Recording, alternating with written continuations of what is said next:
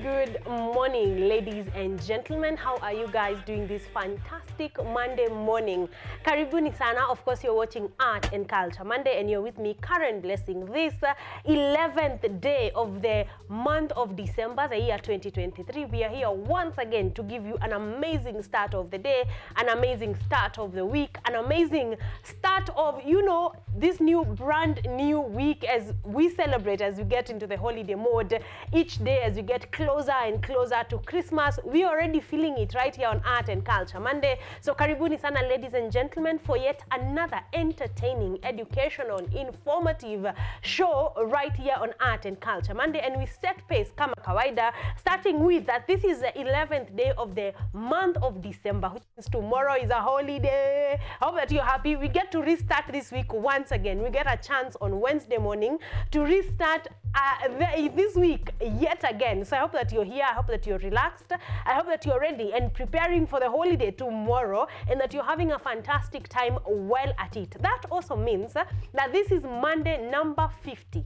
Yes, ladies and gentlemen, we have been here 50 times in the year 2023. This is Monday number 50, which means that we have exactly how many more Mondays to go?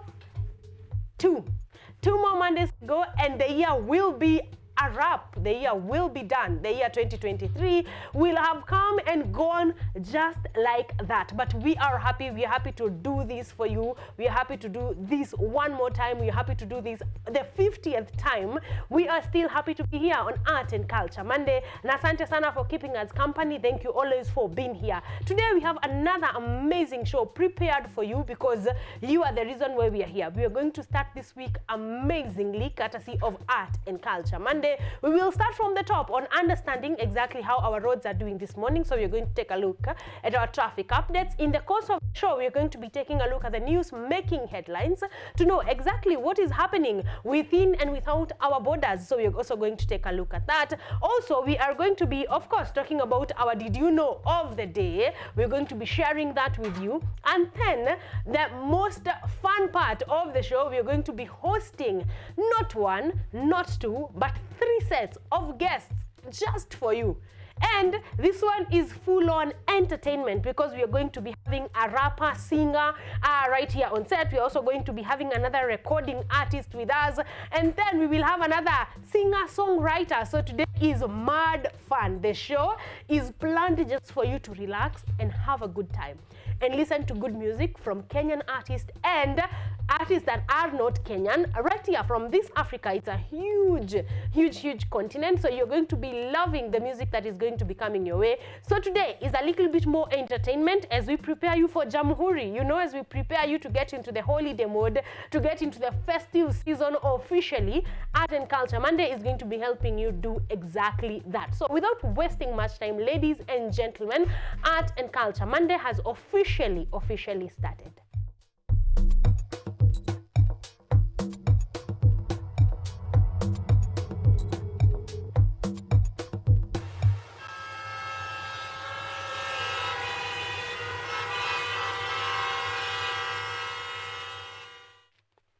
Welcome back, ladies and gentlemen. As promised, we are starting with our traffic updates to understand exactly how our roads are doing this morning, even as we go out to work. I know it's a Monday morning. Today is not the holiday, so you are definitely off to work somewhere. So let's get to understand how our roads are doing this morning.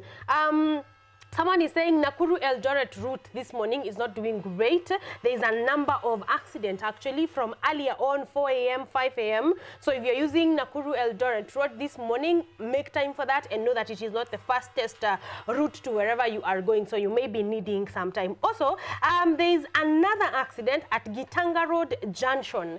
Actually, this one is asking traffic cops needed urgently. So if you are a cop listening in, you have a contact, towards Gitanga Road.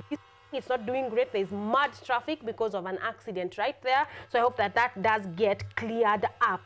Kama kawaida, moving on, Thika Road is not insane this morning, but traffic starts at Muthaiga, headed into the CBD, but it's moving pole pole too. So if you're headed into the CBD from Muthaiga is where you may start moving slowly, but you're going to be getting there regardless. Moving on, someone is saying Eastern Bypass this morning, Ninywe tunaenda tu. Yeah, so if you're using the Eastern Bypass either into Kangundo Road, Utawala sides or back to Thika Road. It's pretty nice this morning. Someone else is saying this morning, Wayakiwe ni bumper to bumper, but we are moving.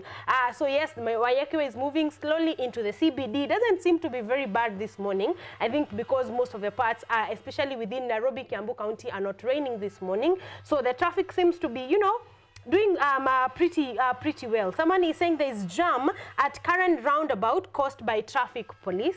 You would think that this would be the solutions, but apparently there's a bit of traffic at CAREN roundabout caused by traffic police. So please muachilia watu.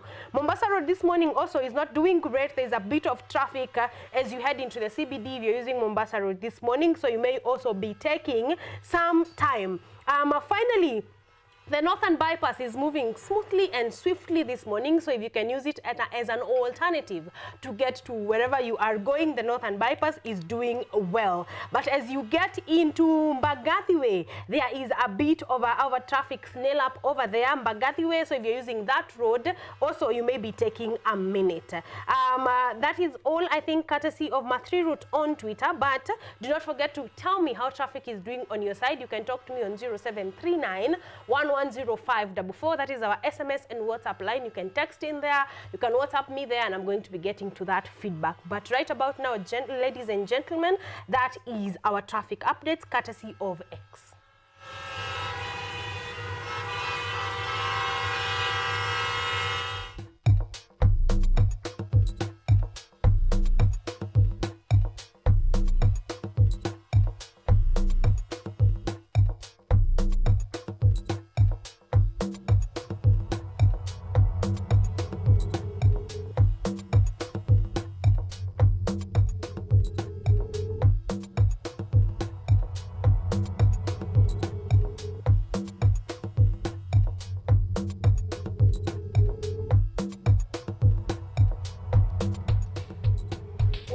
Welcome back, ladies and gentlemen. You are watching Art and Culture Monday, this brilliant Monday morning of the 11th of December. Like I said, we are preparing you for Jamhuri today. In case you are in Kenya, Jamhuri Day is a big deal, and this is us preparing you, getting you into the week, giving you amazing psych, amazing vibes, even as you head to, you know, start this week in style and have a little bit of fun. Even I know it's a Monday morning. This is a unique show in the 254. In this entire country, there's no other show like this one. This is all about entertainment on a Monday morning, just to get you in the right vibes, because we know Mondays can be difficult, really, but we are here to give you an amazing time and to get the difficult out of Monday, you know. So we are here to do exactly that. And like I said when we were beginning the show, we have an amazing show prepared for you. We have a show that you do not want to miss. We have started, of course, with our traffic updates. Like I told you in the course of the show, we are going to be talking to you about what is happening in the country on our news updates. And then we are going to move, of course, to our guest list of the day. And this one today is hot. It is fun. It is incredible. You're going to be loving it today because, like I said, we have artists from right here in the country. We're going to be talking to a rapper and a singer, one of us who kutundani mtaani, that is doing amazing music. And then we're also going to be hosting another recording artist, again, from right here in the country. You do not want to miss that one as well. But today we want to go a little bit international. Yes, we have a guest that is not from within, and she is doing amazing music. Have you heard of an artist called Tenny? I don't know if you have. But if you haven't, you're going to want to hear from her today. So Tenny, her name is Teniola Apata. She is an artist, and like I want to say superstar. Artist does not seem to be doing justice. She is a superstar singer, and we are going to be having her on our Zoom interview today. We are going to be getting to know about her, to know about the music that she is doing, to know about the recognition that she has brought upon herself as a huge superstar. You do not want to miss that one. She's ready, you know, she's settled, she's ready to just give us amazing music. And not just that, not just to get to know her, but also to get to listen to her, to get to know the music that she has done, to get to know her online presence, which is mad, by the way. But you're going to want to sit down for this one. So we're going to be having Tenny a bit later on in the show, so do not go anywhere, for her at least, you know, for her at least, to see mahali. And then before she comes here, we're also going to be having amazing artists from right here in the country. We are going to be having one Okaka. Okaka is a recording artist, and he's going to be telling us also as well all about him. And then also we're going to be having a rapper singer. It's been a while since we've had a rapper on Art and Culture Monday. Been having a lot of singers, songwriter. We are going to be having a rapper singer right here. His name is Ganjo. I hope that I'm saying that right, but he's going to be here to clarify anyway. His name is Ganjo, and he's also going to be, we're also going to be getting to know him better, you know what he does, what his craft is all about. So as you can see, today is all about entertainment. Yani leo tulisema hatutaki kukuchosha sana. We want you to listen in, to sit down, listen to amazing music, and have fun while you're at it. So that is the show that is Art and Culture Monday. We are at 38 minutes past our first hour. So that means we have exactly about 22 minutes to the top of the hour. And we are going to be having those amazing artists. So you want to stick around. But for now, we want to move on, ladies and gentlemen, to know exactly what is happening in the country.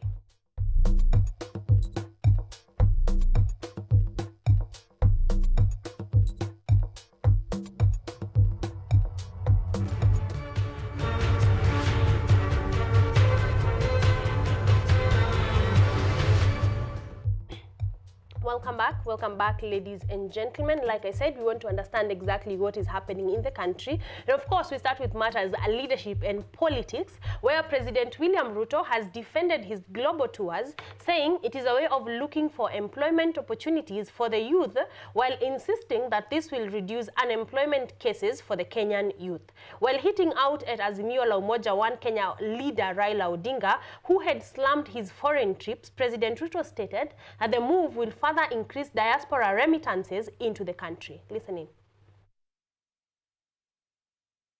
Following the bilateral agreements that are signed by President William Ruto on his visits to foreign nations, more Kenyans are now expected to get employment outside the borders, despite the complaints made by the opposition. Nilikuwa naona juzi kiongozi wa upinzani analalamika ati anasema huyu Ruto watu wengi sasa wanapelekwa nje kufanya kazi. Kwani alikuwa anataka wabaki hapa Kenya wakingojea nini? Si tulikubaliana kazi ni kazi? Na bado sasa amelalamika mapema. Bado watu watatoka Kenya hii waende wafanye kazi nje kwa maelfu. Ruto outlined that beside job creation in the country from the affordable housing project, the government is committed to creating more economic zones in the country and building more ICT hubs to empower youths for digital jobs. A special economic zone ambaye tuligazette, ile shamba ilikuwa ya Del Monte pale, tumekata eka 500, tunataka kujenga special economic zone. Tayari nimeweka shilingi milioni 500, tunatangaza kandarasi next week, kwa sababu hapo tunataka kuzalisha nafasi ya ajira kama 10,000 ama 15,000. According to President Ruto, the plan of creating more job opportunities in the country and outside the borders is the absolute strategy for stabilizing the shilling and improving the country's economy. Kwanza hawa wenye wanaenda nje ndio watatusaidia kuleta madola, ndio hii exchange rate waje kutusumbua.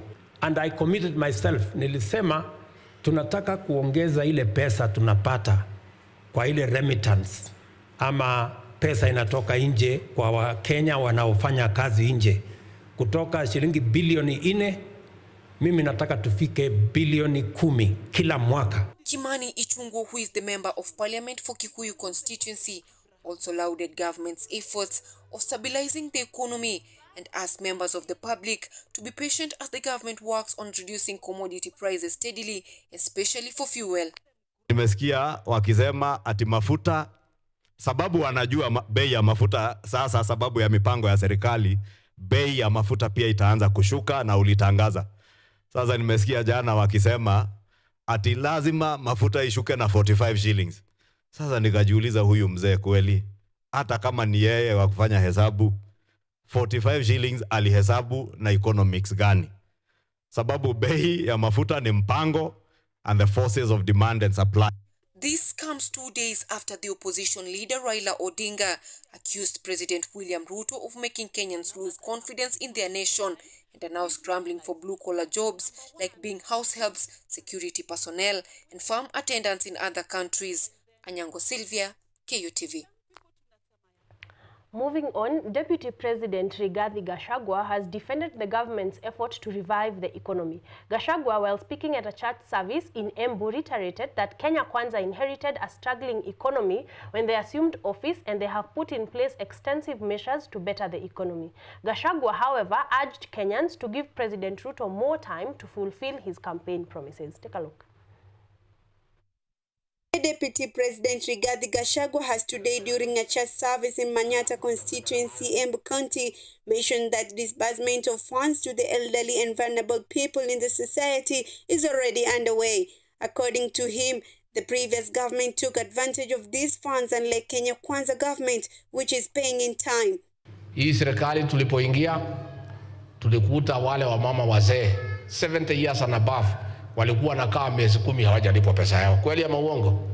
Tulipoingia tumewalipa pesa yao yote, na every month kabla ya tariki 28 wanapata ile marupurupu yao. Gachagua added that Kenya Kwanza took a bold step of repaying public debt of 9 trillion Kenyan shillings to foreign countries, stating that his government is still repaying the debt left by the previous government.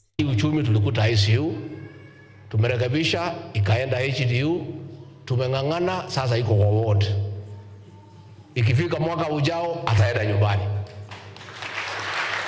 Na hata akienda nyumbani kutakuwa na clinic na ataenda na madawa. Additionally, the DP has warned chiefs and county commissioners about the fight against illicit brews that still goes on in Embu, and that he will deal with them before Christmas if the matter is not dealt with effectively.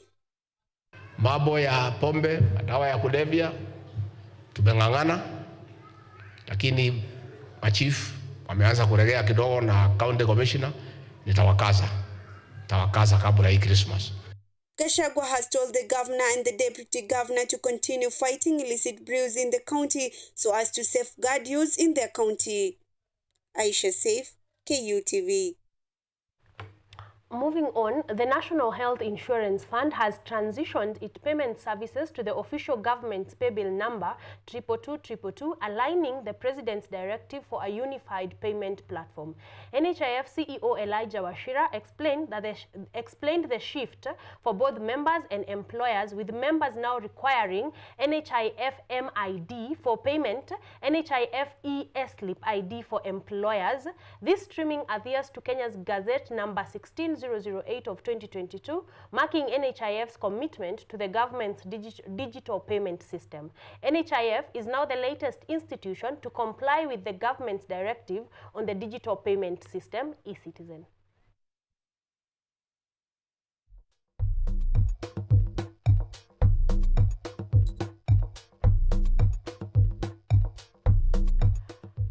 Moving on, the UN Security Council met Friday to vote on an Arab-sponsored resolution that called for an immediate humanitarian ceasefire in Gaza. 13 countries voted in favor of the resolution, but it failed when the United States vetoed it. VOA's senior diplomatic correspondent Cindy Sain reports. As Israel continues to bombard Gaza, an Israeli airstrike in Khan Yunis Thursday reportedly hit a residential block, killing an unknown number of people and injuring others.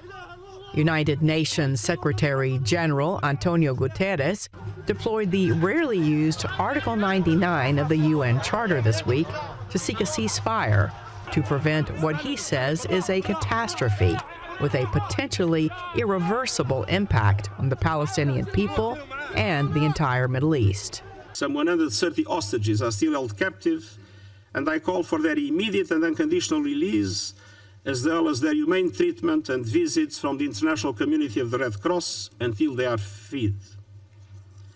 At the same time, the brutality perpetrated by Hamas can never justify the collective punishment of the Palestinian people. Robert Wood, the U.S. Deputy Ambassador to the United Nations, also spoke Friday.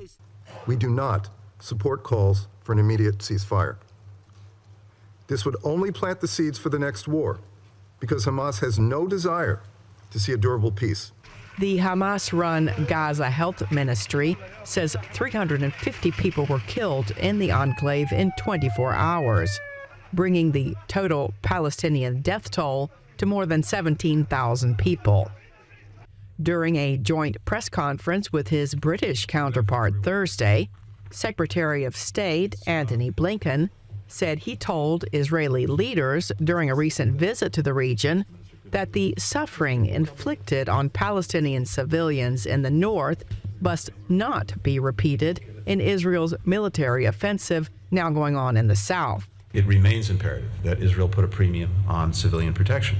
And there does remain a gap between exactly what I said when I was there, the intent to protect civilians, and the actual results that we're seeing on the ground. In Tel Aviv late Thursday, families of Israeli hostages attended a candle lighting ceremony for the Jewish holiday of Hanukkah, lighting a special 138 candle menorah, representing the 138 hostages still being held captive by Hamas. Israel says that its operations are necessary to target the U.S.-designated terror group, and that it is taking precautions to avoid civilian deaths, but that Hamas uses civilians as human shields. Hamas attacked Israel on October 7th, killing some 1,200 people and taking about 240 hostages, around 100 of whom have been released. Cindy Sain, VOA News. Moving on to matters agriculture, farmers in Gusii region under Gusii Generative Agricultural Landscape have entered into a partnership with Rainforest Alliance to help transform the sector. This comes in the wake of new developments in coffee marketing, among other global reforms in the industry. Here is Israel Omwai with more. In her address to the farmers during the launch of the partnership in Kisii, Rainforest Alliance Country Director for Kenya and Tanzania Marion Ng'ang'a said the alliance collaborated with the Ministries of Environment and Water in an integrated landscape management mode to achieve the intended objective of improving coffee production and enhance markets for the crop. In launching a new project, this is a Gusii Regenerative Agricultural Landscapes project that aims at enhancing sustainable coffee production practices here in Gusii landscapes using integrated landscape management approach. She further adds that the alliance targets 10,000 farmers to help utilize land in the region.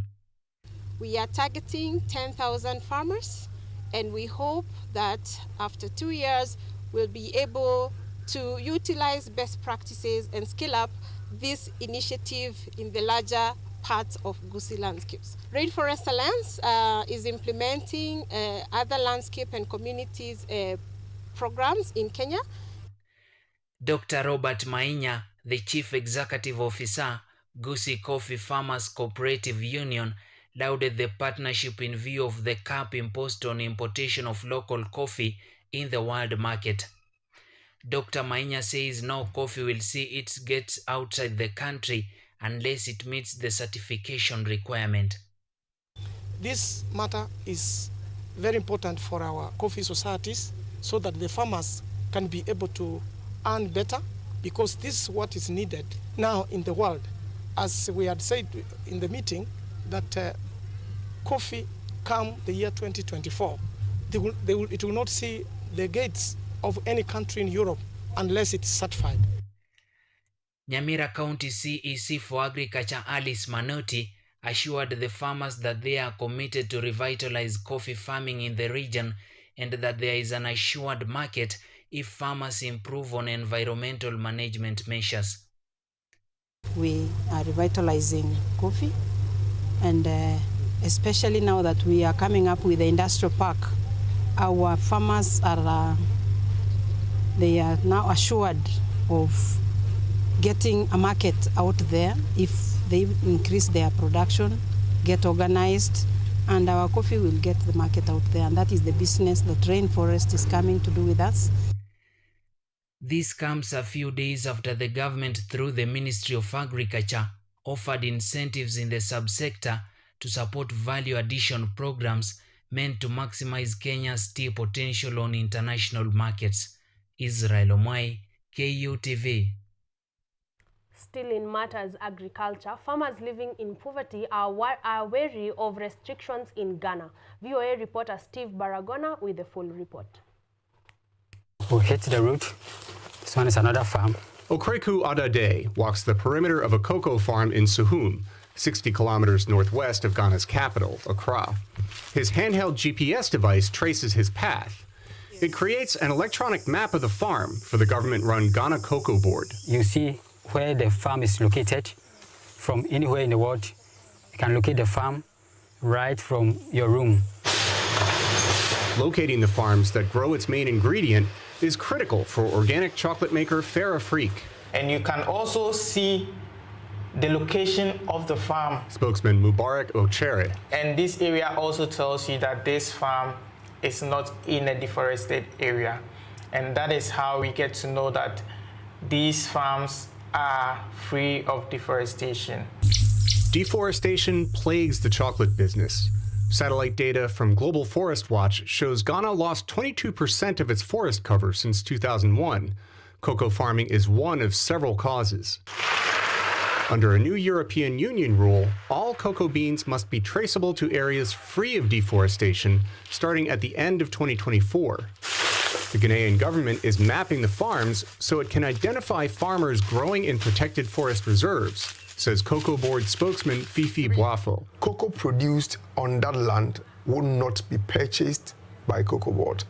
And if we say will not be purchased, it means that the essence of your whole business is lost. Why is a farmer going to cut down new forests to plant cocoa? And that is because of poverty. Obed Owusu Adai is a forestry expert with the environmental group EcoCare Ghana. At least a third of cocoa farmers in Ghana live below the poverty line. They receive less than 7 cents of the price of a $1 chocolate bar. And plant diseases, aging trees, and worn-out soil are cutting their harvests. That's why they seek out new land in the forests, says cocoa farmer Taylor Francis. So what do you want us to do? Because you are also not supporting us in any form.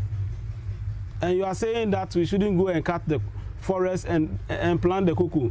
So how do you want us to survive? Cocoa farmers can get help from the government with fertilizers, pesticides, and farming practices. These programs aim to boost farmers' yields so they don't need to expand. Boafo says the industry is answering calls for more environmentally friendly chocolate. These calls have come from consumers, largely. And if the consumer is asking for a specific product, then the consumer must be prepared to pay. Because, he says, making cocoa more sustainable does not come cheap. Steve Baragona, VOA News, Suhum, Ghana.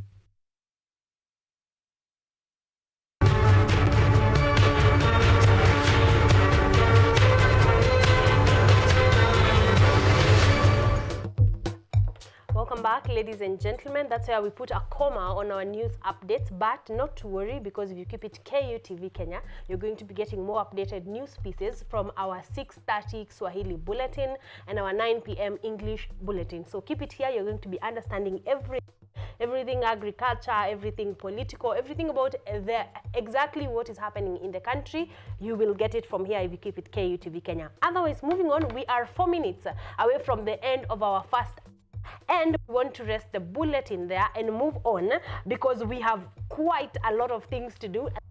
We have artists that are just waiting to entertain you, to keep you fully on a Monday morning, to just give you the right vibes for a Monday morning, starting with, of course, our very own Ganjo, who is a rapper and singer. We're going to be getting to know him as well as his music in just a bit. Then we will be having Oka, who is a recording artist. We're also going to be getting to know him a bit better. And, of course, on our highlight, international highlight of the day, is a singer, songwriter, stroke performer all the way from Nigeria. Her name is Tenny, and we're going to be getting to hear her music and get to know her and her music journey. Yes, vizuri. So stick around because we have a lot more to say right here on Art and Culture Monday. I'm glad that all of you are awake and are already here. I want to get to a few comments, courtesy of YouTube and Facebook where we are streaming live. Let me just get to a bit of those. Ojwang Mariam, mtoto wa Mariam ameamka na anasema huyo president, kwani wewe si Mkenya? Huyo president wenyu anasema huyo opportunities anatuacha kwa giza literally. Yeah, there was a whole blackout, I think countrywide yesternight. Yeah, if you thought it was just your place, it wasn't. It was in very many places. Wacheni kudanganya wa Kenya. Well, what do you have to say? What do you have to say about those news updates that we have given to you? Because there's definitely a lot to say if you're a Kenyan. Thank you, Mtoto wa Mariam, for keeping us awake. Asante sana. If you are wondering where these comments are coming in, they're coming in from Facebook and from YouTube, so you can check us out on there and leave your comment, and I'm going to be getting to it in just a bit. But right about now, we want to go to a short break. When we come back, the fun begins on Art and Culture Monday. See you on the other side of the break.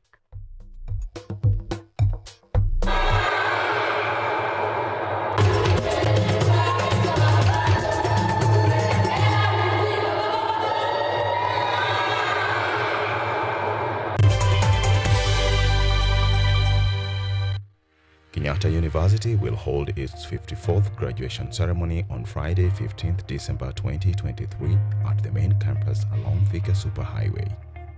KU TV will provide live coverage of the graduation ceremony.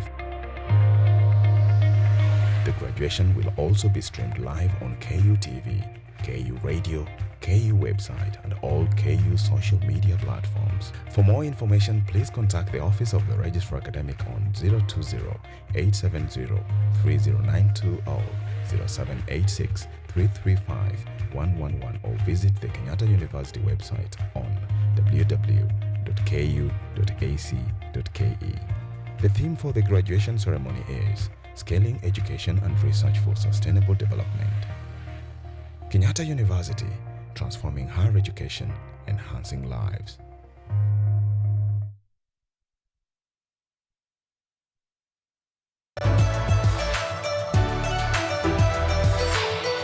My name is Jakub Petri. I'm Associate Professor in the Institute of Philosophy of Jagiellonian University in Krakow, Poland. And I'm the main coordinator of the CAFE project, which is being here hosted by Kenyatta University. My name is Ewa Hudoba. I am a project manager in this consortium. Keep watching cutting-edge research at Kenyatta University Television.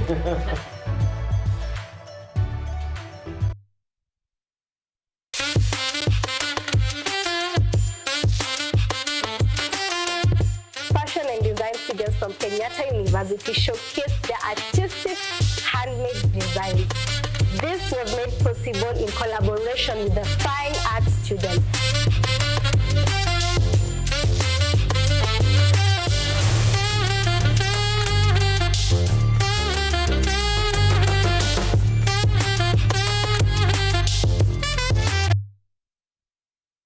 Focus on Health is a show that creates awareness on matters health and informs you on various diseases, their causes, treatment, prevention, coping, and support. So join me, Bwari Michelle, every Thursday at 7:30 p.m. only on KU TV. You can also follow us on our social media platforms at KU TV Focus on Health on Facebook and also on YouTube, and Health Focus on Instagram, because your health is your wealth. Stay safe and stay healthy.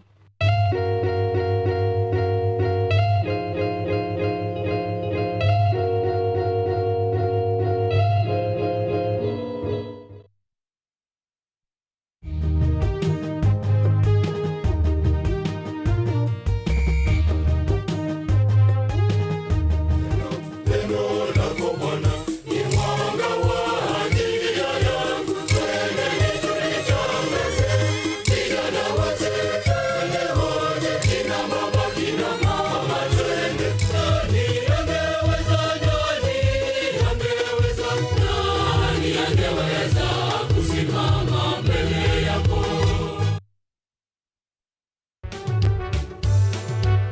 is really regulation? Is it about the number of churches, given that 4,000 churches, looking into the issue of monitoring, the number of churches regulated, given the license to operate in the country, it is quite huge.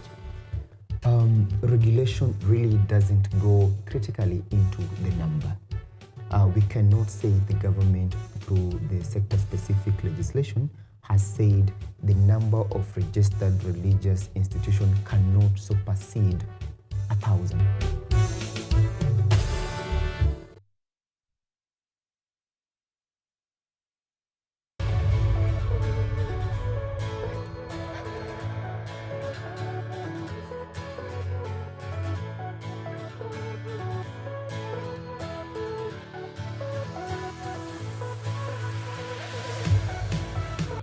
The same voice that comes from a human being is not the same one that you can be able to generate using synthetic voices, even though parts of the print will be similar, but most of it won't be.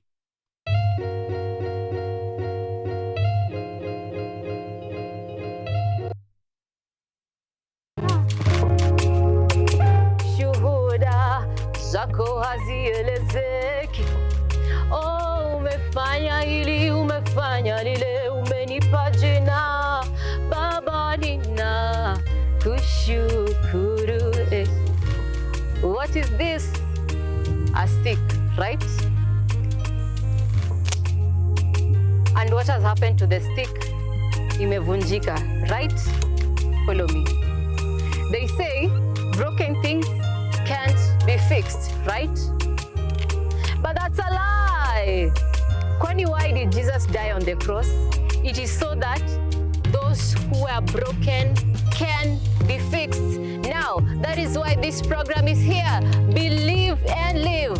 John 3:16. For God so loved the world that he gave his only begotten Son, that whosoever, anybody who believes in him will not perish but have everlasting life. Whosoever believes shall live. John 3:16. Catch me right here only on KUTV every single Sunday. Now, good news, there'll also be a subsequent series called Biblical Mathematics, but you'll only catch it right only on my YouTube channel at Believe and Live, John 3:16. See you there.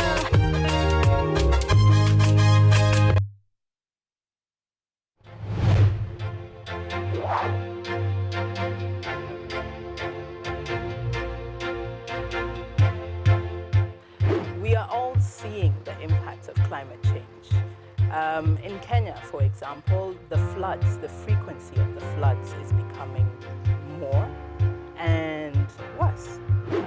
The amount of people and livestock we're losing.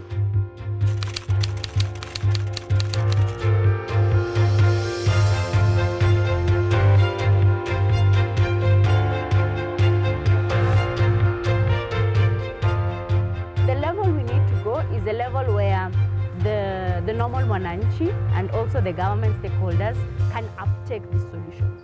Those small acts multiplied by millions of us will help make a difference in the world at the end of the day. It's just a slight behavior change that we need, and you'll find that it serves us a bit more than you put in. And that's the goal. We want to live a better world than we found, because at the rate we are going, it's dire. We will secure the planet for future generations.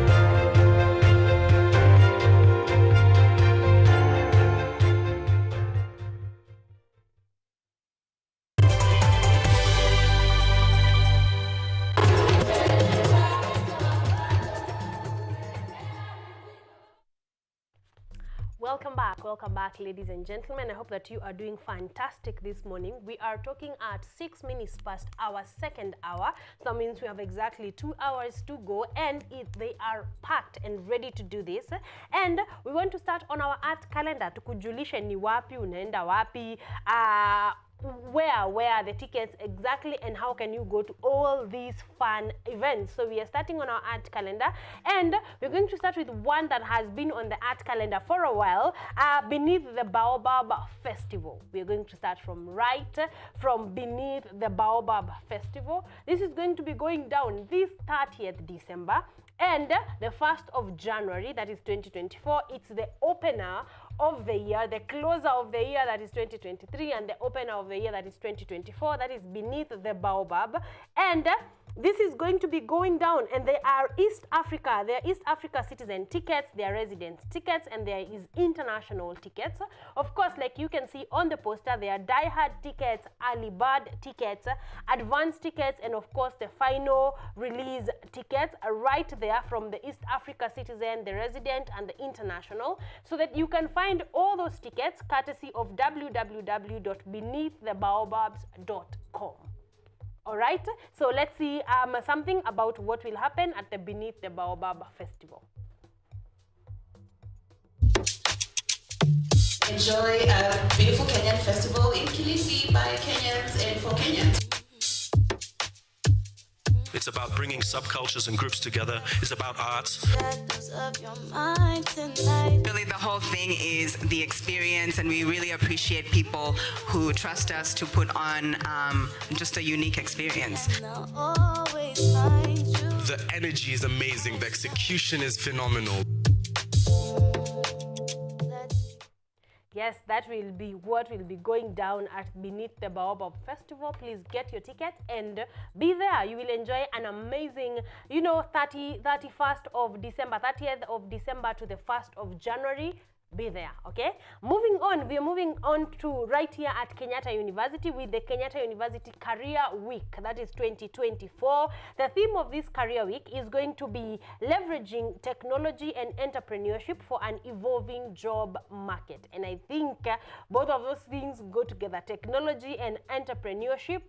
So if you want to know which career to get into, which career to advise your kid to get into, you have to be involved in the Kenyatta University Career Week 2024. It starts on the 27th of January all the way to the 1st of February, right here at Kenyatta University. And you are asking why we are telling you this now is because you need to know this way in advance. If you have a kid that just cleared their Form 4 or a kid in campus, you need them to come and attend the Kenyatta University Career Week 2024. And of course, this starts from a Saturday all the way to a Thursday. So Saturday the 27th of January is going to be high school day. So if you have a kid that just cleared high school, Saturday, the 27th of January is going to be their day. Bring them here, let them come here, let them listen to people who are actually already in the career world, already working there, working where they expect to be at the end of their 4, 5, 6-year course in the university. Let them come and get the right information. Yes, Monday is going to be, of course, January the 29th is going to be a HR forum. Then Tuesday it's going to be official opening of the entire event. And then Wednesday and Friday is going to be public lectures, and of course Thursday is going to be Innovation Day. So Kenyatta University Career Week 2024 is officially on the go. So mark the dates and be there, okay? Of course, entrance is free. It's free of charge. All these transforming your lives is free of charge. So be there and be ready for that. We're going on next to guest that we hosted last Monday. This is the Vibe 254, two guests that we had last Monday. The Vibe 254 will be going down on the 12th of December. That is tomorrow. Tomorrow, the Vibe 254, they're going to be getting performances by Njoki Karu, Billy Black, and of course you're going to be having an amazing time. You can get your advance tickets right now. It's a 1,000 bob. Advance single ticket are going for 1,000 bob. Then couple tickets are going to be going for 1,700 Kenya shillings. To purchase your ticket, you're going to the vibe254.hasosasa.shop. Okay, you can get your ticket for tomorrow. It's going to be at the ASK Showground, Ngong Road. So kama huna form ya kesho, here it is, okay? Starting from 12 p.m. or rather 12 noon tomorrow, Costa Ojwang is also going to be performing at the Vibe 254, so you better be there. So get your tickets and be there on time, all right? And lastly, finishing strong on our art calendar is the Kenyatta University is bringing you the 54th graduation ceremony. The 54th graduation ceremony right here at Kenyatta University is going to be going down this Friday, the 15th of December, 2023. The 54th graduation ceremony is going to be going down right here at Kenyatta University. For people that have done 54 graduation ceremonies, you know that they know what they are doing. So you're most welcome if you're graduating, if you have a graduate with you in the house. This Friday, Sindikisha mpaka Kenyatta University to celebrate the 54th graduation ceremony. Let's see something about that. Kenyatta University will hold its 54th graduation ceremony on Friday, 15th December 2023 at the main campus along Thika Superhighway. KUTV will provide live coverage of the graduation ceremony. The graduation will also be streamed live on KU TV, KU Radio, KU website, and all KU social media platforms. For more information, please contact the Office of the Registrar Academic on 020-870-3092 or 0786-335-111 or visit the Kenyatta University website on www.ku.ac.ke. The theme for the graduation ceremony is Scaling Education and Research for Sustainable Development. Kenyatta University, transforming higher education, enhancing lives. Yes, so that will be our 54th graduation ceremony right here at Kenyatta University. Of course, we will be streaming that live on our official YouTube page or YouTube channel right here at Kenyatta University. So keep up for that one, and of course on our TV channel at KU TV. We are going to be showing you everything that is going to be going down on the 54th graduation ceremony. So keep it here Friday morning. We are going to be talking all matters graduation. So keep it right here at KU TV Kenya, and you're going to enjoy and celebrate with the graduates of this year. Yes? All right, so keep it here this Friday, 15th of December for that graduation ceremony. Moving on, ladies and gentlemen, we want to get into our Did You Know segment, and we have done a number of Did You Knows right here on Art and Culture Monday since the year began. And since we are wrapping up the year, we want to take a look at exactly what we have been knowing, what we have been kept acknowledging or getting knowledge about on our Did You Know segment. So I want to run a couple of them for you, even as you tell me if you missed them. By the way, this is a sort of a wrap of the Did You Know segment of Art and Culture Monday in the year 2023, and they have been fun, they have been informative, they have been educating, they have been entertaining. So we want to catch on a few of them. So right about now, ladies and gentlemen, to our different Did You Know segments that have been running in the course of the year 2023. Why do the women love this community? I like this community because the ladies have their rights.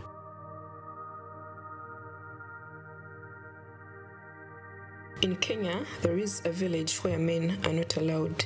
It is prohibited for any man to enter this village. It only belongs to women. The women in this village build their own houses, raise and educate their children, graze their cattle, tender the garden, do handcrafts to generate them income, all without the help of men. One would wonder why these women would choose to live their lives without men. I was as curious as you are, so I decided to visit them in their village to find out why. So today we're going to know their story and get to the bottom of it.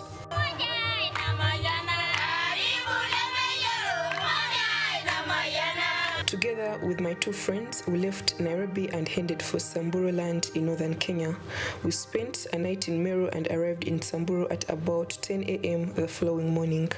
We headed straight to Umoja village, where the women welcomed us with traditional songs and dances in their local language.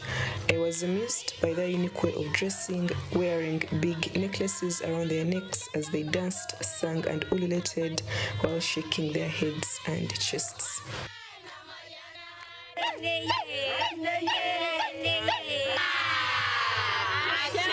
Thank you for welcoming us at Umoja.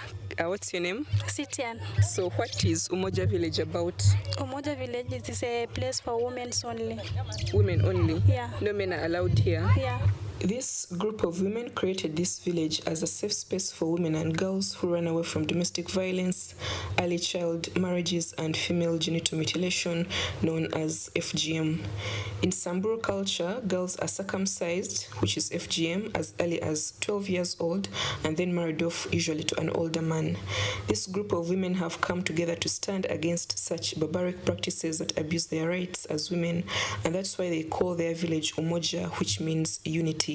It is a shelter for all ladies who have the same problem, who divorced from the husband, or even those who ran away from the FGM. So they came in here and found the houses is normally ready. So meaning you build houses for any woman who runs away, they can easily come and start staying here? Yeah. And you give them free housing? Yeah. Samburu girls, when they reach 12 years, they do the circumcision. So do people still practice FGM here? Those one who live far away from the town, they're still doing it. In Samburu culture? Yeah. So I asked Sitian why everyone was wearing colorful beads, and this is what she had to say. Like this one, it is normally they were being married. And also the young ladies, they having to put themselves the more colors because they want to decorate themselves. So the old one, they have little beads because the time their children married, so they give one by one to the children. So and for you, why are you wearing big beads? So because I have married at the earlier time and I'm still young, so I put more to decorate myself. So you left your marriage to join the village? Yeah. Oh, so now you're single, you're no longer married? Yeah. And how old were you when you got married? I was in 18 years. 18 years? Yeah. And how old are you now? 25. 25, yeah. So that one we use as a ceremonial time. When someone be married, so they put on this one. And now your marriage is so complete. Without that one, your marriage it is not complete. So why do you value beads so much in your culture? Because it is our tradition, no? We're using that one. We don't use the cloth to cover ourselves, so we cover this our breast with that one. Yeah. The main economic activity of the women is tourism, and in addition to that, selling necklaces and other accessories that they make out of these colorful beads. We teach each other how to make the beads, so each one they can depend on behalf. What is she making right now? The pad for the smartphone. So they close this side and also this side, so they put inside the phone and cover it like this. So how much is that one? It is 5,000. 5,000 Kenya shillings? Yeah. When we get our visitors and came and support us from our market, so something that we get, we divide it into two. So some we put to the bank and the others we using it. But the money that we put to the bank, it is helping us to pay for the security, those one who cook food for the children in school, and also it helps us for the health. So are the women the ones who build these houses? We build our houses in a group. In a group? Yeah. You don't call men to help you? No. Ladies only make the house. Next, we are going to take a tour inside the Manyata. Samburu houses, we have 2 rooms. The big one, it is for the visitors and the children. Here is a sitting room. We stay together and teach each other how to make this one. And also we teach our sons, so they don't do the same as our dad. When they grow up, they can be a good men for their wives. So we put the milk here. Sometimes we don't have enough food to feed the children, so we get even the blood from cows. We mix it together, and we mix it with a lot of milk, so they can see the red color because they fear it.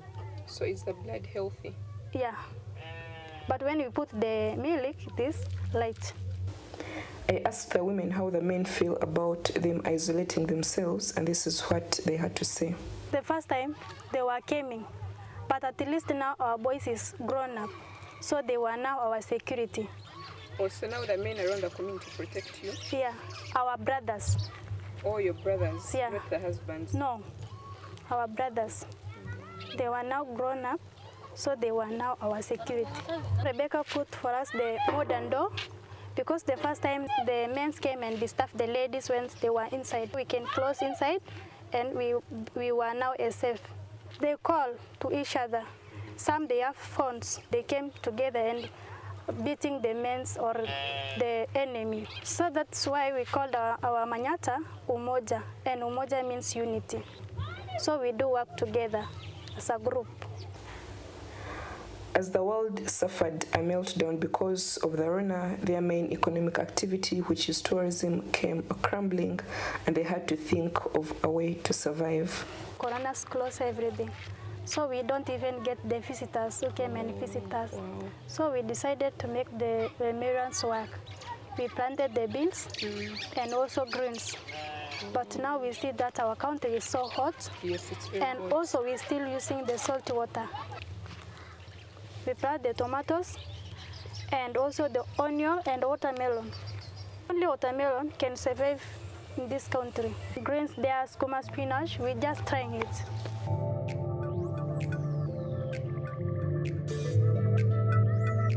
How are you? Fine. What's your name? My name is Titus. What languages do you speak? Swahili. Kiswahili, English. Samburu, and English. The women also have a nursery school where they teach their children how to read, write, and sing songs. It's a baby class, and they teach them both two languages, Swahili, English, but it's a library. So you have some books to read? Yeah, we have some story books inside there.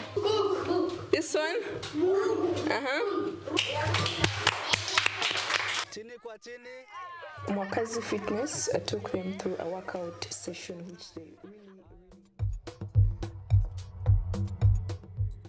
That specific Did You Know segment definitely made us learn a few things. It was not prepared by us from here Art and Culture Monday, but it's definitely something that we thought that you should know. And not to be misunderstood, the women only village was actually meant for the safety of young girls. Protecting young girls against FGM and of course early marriages, which happens a lot in the Samburu communities.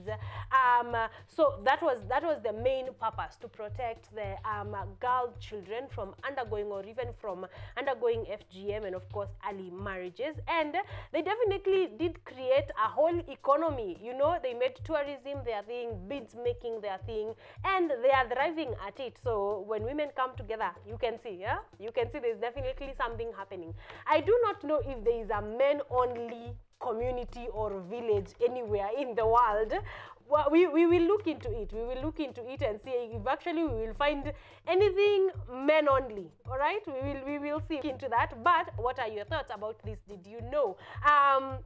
Or rather, what is your contribution? Now, I would like to hear from you on 0739110544. I'd like to hear your specific comments on the different Did You Know segments that we are bringing you. And definitely, this one is a definite eye-opener. Remember, this is Art and Culture Monday, so we are very involved and excited anywhere there is art, anywhere that we have to talk about culture, ancient or even current cultures. So we are definitely very, our attention is grabbed when we hear of such pieces, and that is why we share them with you. And that is on the first Did You Know segment, ladies and gentlemen. Bring your thoughts, okay? Bring your thoughts. Kimbieni pale YouTube and pale Facebook, comment, and I'm going to get to them in just a bit. But right about now, we move on to the next Did You Know segment.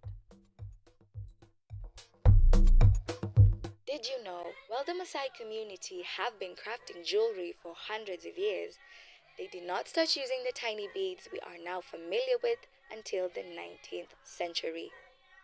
Before, the jewelry was made of local material sourced from nature, including twigs, horn, and bone.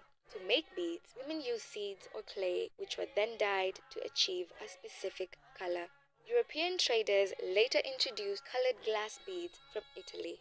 Beaded jewelry is not just decorative, but a vital aspect of the Maasai culture. Jewelry is made and worn to indicate age and social status, as well as to mark important events. For example, when a woman becomes engaged, she is gifted a special engagement necklace consisting of 2 intertwined beaded strands. For her wedding day, she receives a wide collar necklace made by her mother to wear for the ceremony. Though both men and women wear the jewelry, women are primarily in charge of making them.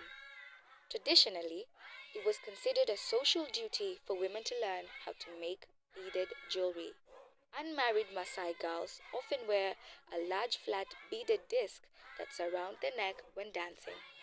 They use the movement of the disc to display their grace and flexibility. One of the most striking aspects of the jewelry is the variety of colors. Each color has a specific meaning, usually one associated with the cattle who sustain and provide nourishment for the Maasai. These colors include blue, green, orange, yellow, white, and black. Blue symbolizes energy, sustenance, and the bright blue sky, which provides water for the people and their cattle. Red represents bravery and strength, but also the blood of the cattle, which are slaughtered for sustenance and during celebrations. Green symbolizes health as well as the earth's land, which grows food for the cattle who sustain the Maasai. Orange denotes warmth, friendship, and hospitality. It's tradition for the guests to be welcomed in the home with an orange-colored gourd of milk. Yellow symbolizes fertility, health, and growth.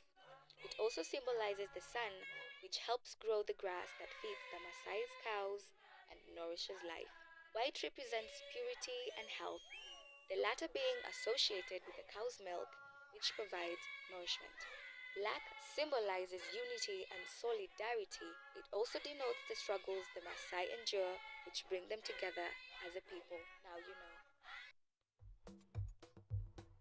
That is on our second Did You Know segment, and if you have been on Art and Culture Monday long enough, you'll know that we love the Maasai community, mostly for their culture and for their indigenous type of association, you know, with things that they make things from their communities and traditions, and definitely jewelry is one of the things that the Maasai community is known for. And in that specific Did You Know, we learned that it's not just a random necklace, the color of the beads, the formation, the type, or rather the shape even, has some significance and meaning. So we learned this from the Maasai community, and it was very eye-opening, because you just can't, you're not grabbing any necklace and putting it on without knowing exactly what it means, whether it means you are single or engaged or married, or even what the different colors of the beads actually meant. And I like that it's picked from their very own things. It's picked from cattle, and they are very,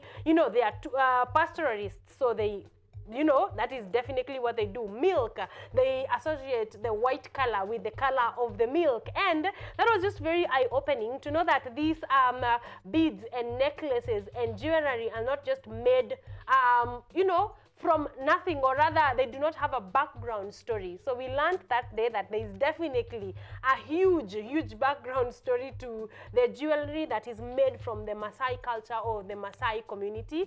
And I think the question of that day is, if you are from the Maasai community, does this still happen? Are these necklaces still being made for single girls and for engaged girls and for married women?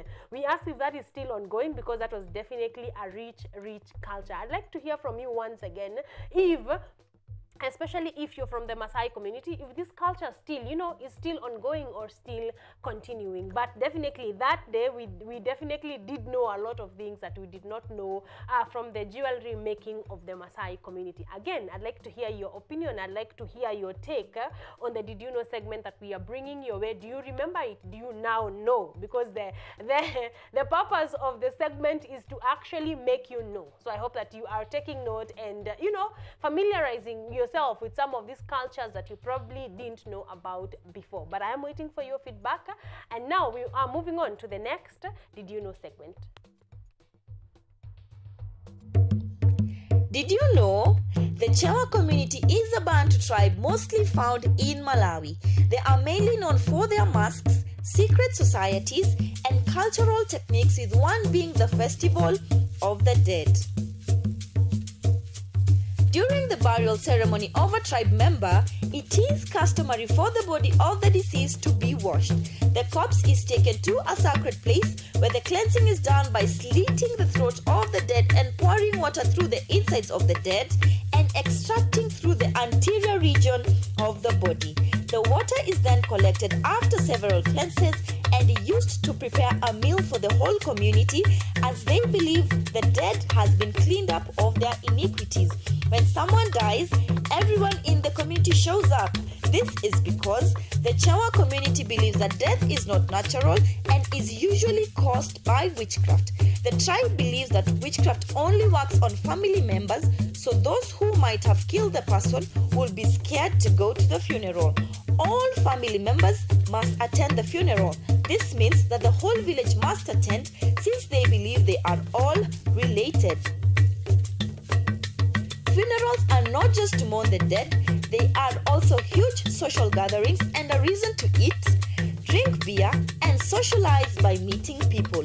However, it is reported that such practices of cleansing the dead serve in the spreading of some infections and deadly diseases in the Chewa community. Now, you know. That was an interesting did you know segment even on that specific Monday morning concerning the Chewa community and their Festival of the Dead. I think we were talking, it came around the other Festival of the Dead from the Mexican community. And we said, you thought that was not in Africa? You thought that was a Spanish thing and a Spanish sort of festival? No, it is right here from the Chewa community, and that was the Festival of the Dead. And everything that actually came with it. We also asked if that is still ongoing, because like you have heard, many deadly diseases could be spread that way in the name of cleansing the dead. Also, an interesting belief from the Chewa community was that everyone is related. So mazishi ni ya kila mtu. Wherever you are at, if you don't go, you are believed to be the one that bewitched this person to die. So, you know, you better show up. Put your things aside and go and confirm that you're not the one that actually killed. You're not the murderer that actually killed this person. That was definitely an interesting part. I think Africa in general, we have some very interesting cultures and beliefs, and that is for a whole community, an entire village actually have this belief. So kama kuna mazishi every week, you guys are on, now you are busy. All of you are busy because you're attending this funeral. You know, if that is still going on, we would definitely like to know. If you have any idea or information, if this is still going on in the Chewa community, that is what you're talking to me about. But that was pretty interesting, and to know that in this time and age that someone could still think that death is not a natural part of life. Like you have heard, the people of the Chewa community believe that it is not a natural part. No one is in fact supposed to die unless it is from witchcraft.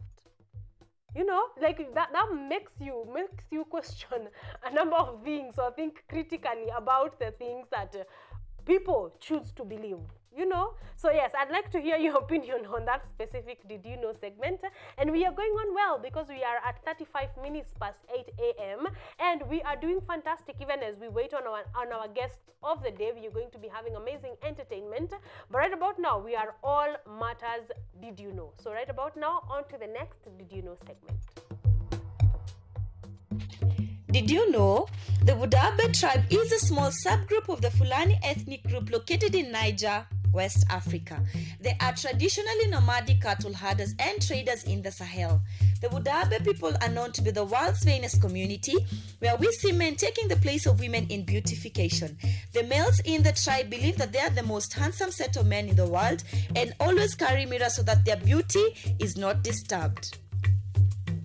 The tribe holds an annual festival in September called the Gere Wall, during which men dress elaborately, wear makeup, and hold a beauty pageant, all this to steal other men's wives. They paint their faces with red clay, use eyeliners and lipsticks, and also wear white ostrich feathers in their hair, making them appear taller. During the festival, 3 of the tribe's most beautiful women are chosen to judge as the men display themselves through dance and singing to gain attention. The dance would involve a show-off of how their teeth and eyes are white and attractive. The 3 winning men then choose the women of their choice from the crowd. If a man successfully steals a wife without being caught, the man automatically becomes her husband and the union is accepted. This is possible since all men look the same after the makeup. Hence, one may not know who stole another's wife. The tribe is a polygamous one. Hence, wife stealing is widely accepted since the women can have as many husbands as they want.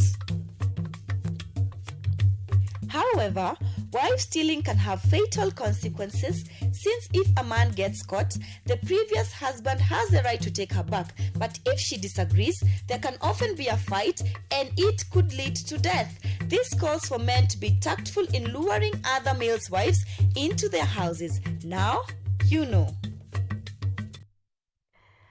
That is the Wudabi community of Niger, and you know, we are always talking about how the African, most of the African cultures have men allowed to marry many women. But in the Wudabi community of Niger, a woman is allowed to have as many husbands as they want. That was definitely, you know, a switch from whatever we are used to in the African community. Would you want, I am inclined to ask if you would want such a community. Would you mind a community where a woman is allowed to get married to as many husbands as possible? Everybody in studio is shaking their head, probably because they are men. And like, no. But yeah, if you are from the country of Niger, and specifically from the Wudabi community, that is what's up. That's what's up. And then also this obsession with men and their beauty. Did you hear that men carry mirrors so that their beauty may not be disturbed? Yeah? They are the prize. My producer is telling me the men in the Wudabi community are the prize. They are the it, you know? And makeup, like an actual like application of makeup that makes them look like each other. You know, that's how you know that makeup is not for men. Because now, why are you looking like everybody in the community? But yeah, and then also, there is actually another thing, that how white your teeth and your eyes are is a symbol of beauty in men in the Wudabi community of Niger. That is just a lot to take in, especially if you're from here, from Kenya, from the East Africa community. That is just a lot to take in, because those beauty marks are associated with women, really, not with men. But yeah, if you're from the Wudabi community, your eyes and your teeth need to be white. Otherwise, you are not telling us anything. But yeah, that is a culture. That is a culture that is found right here in Africa. By the way, not very far away, Niger, in Africa. What are your thoughts? What are your thoughts on that one? Should men be the absolute sign of beauty in the community? And also, should women be allowed to get married to as many men as possible? And also, that a man is allowed to snatch away another man's wife. Na by the asonge na yeye, asiposhikwa ni hivyo, like we move on. That was a lot to take in from that Did You Know segment. I'd like to hear your thoughts and your opinion on the Wudabi community in Niger, where men are actually associated with their with beauty, and you know, they get to floss how beautiful they are in the community. I'd like to hear your thoughts on that one, ladies and gentlemen. These are a lot of Did You Knows to take in, but that just means our year has been beautiful. Our year has had a lot of Did You Knows where we did not know and now we know. We want to move on to our next Did You Know, another Did You Know segment. Ndio tujue, if you didn't know, here is your chance to know.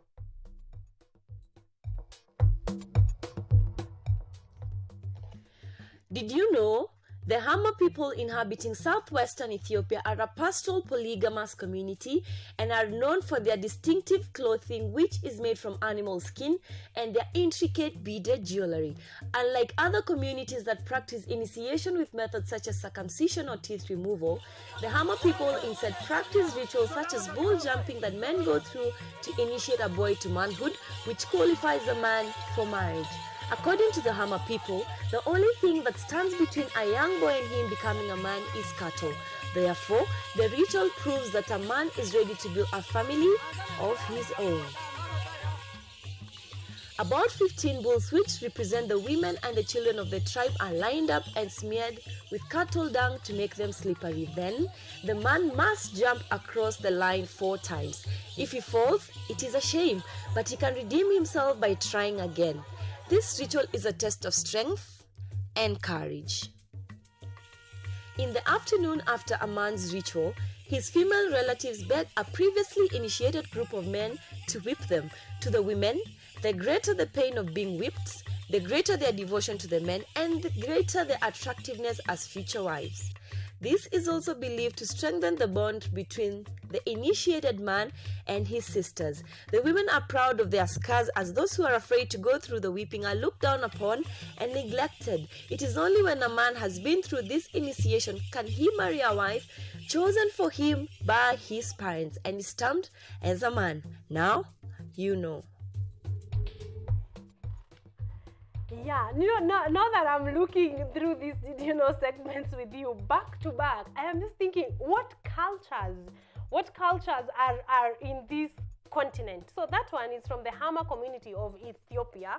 One, bull jumping. Yeah, that was a showcase of if you can jump over a bull, then you're ready for marriage.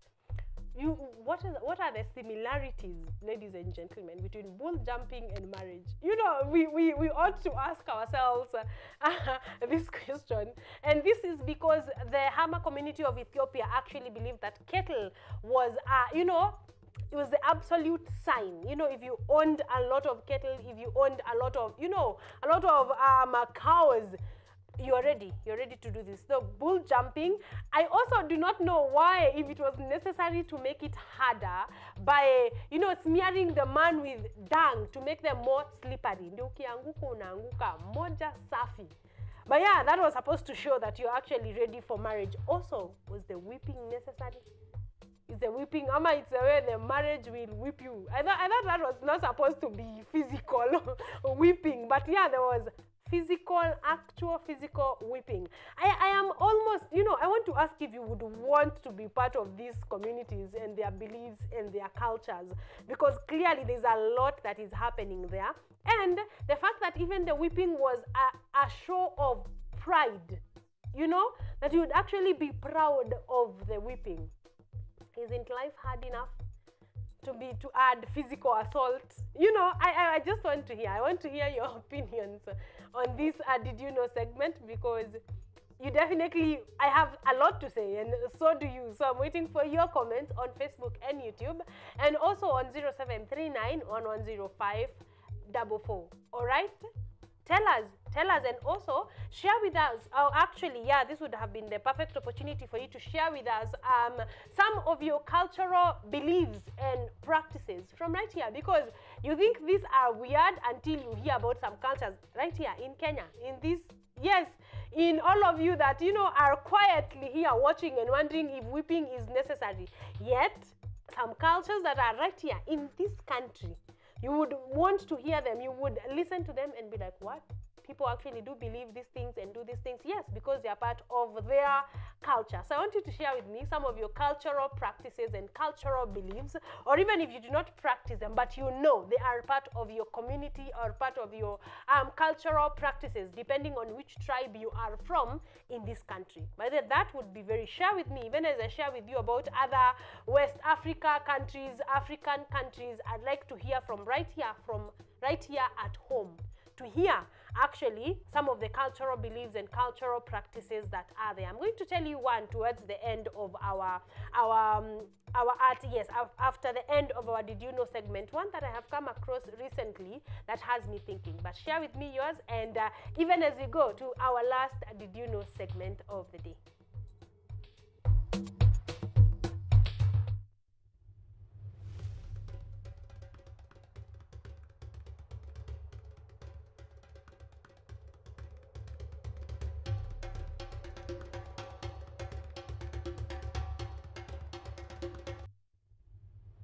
Did you know our ancestors had a profound way of dealing with PTSD?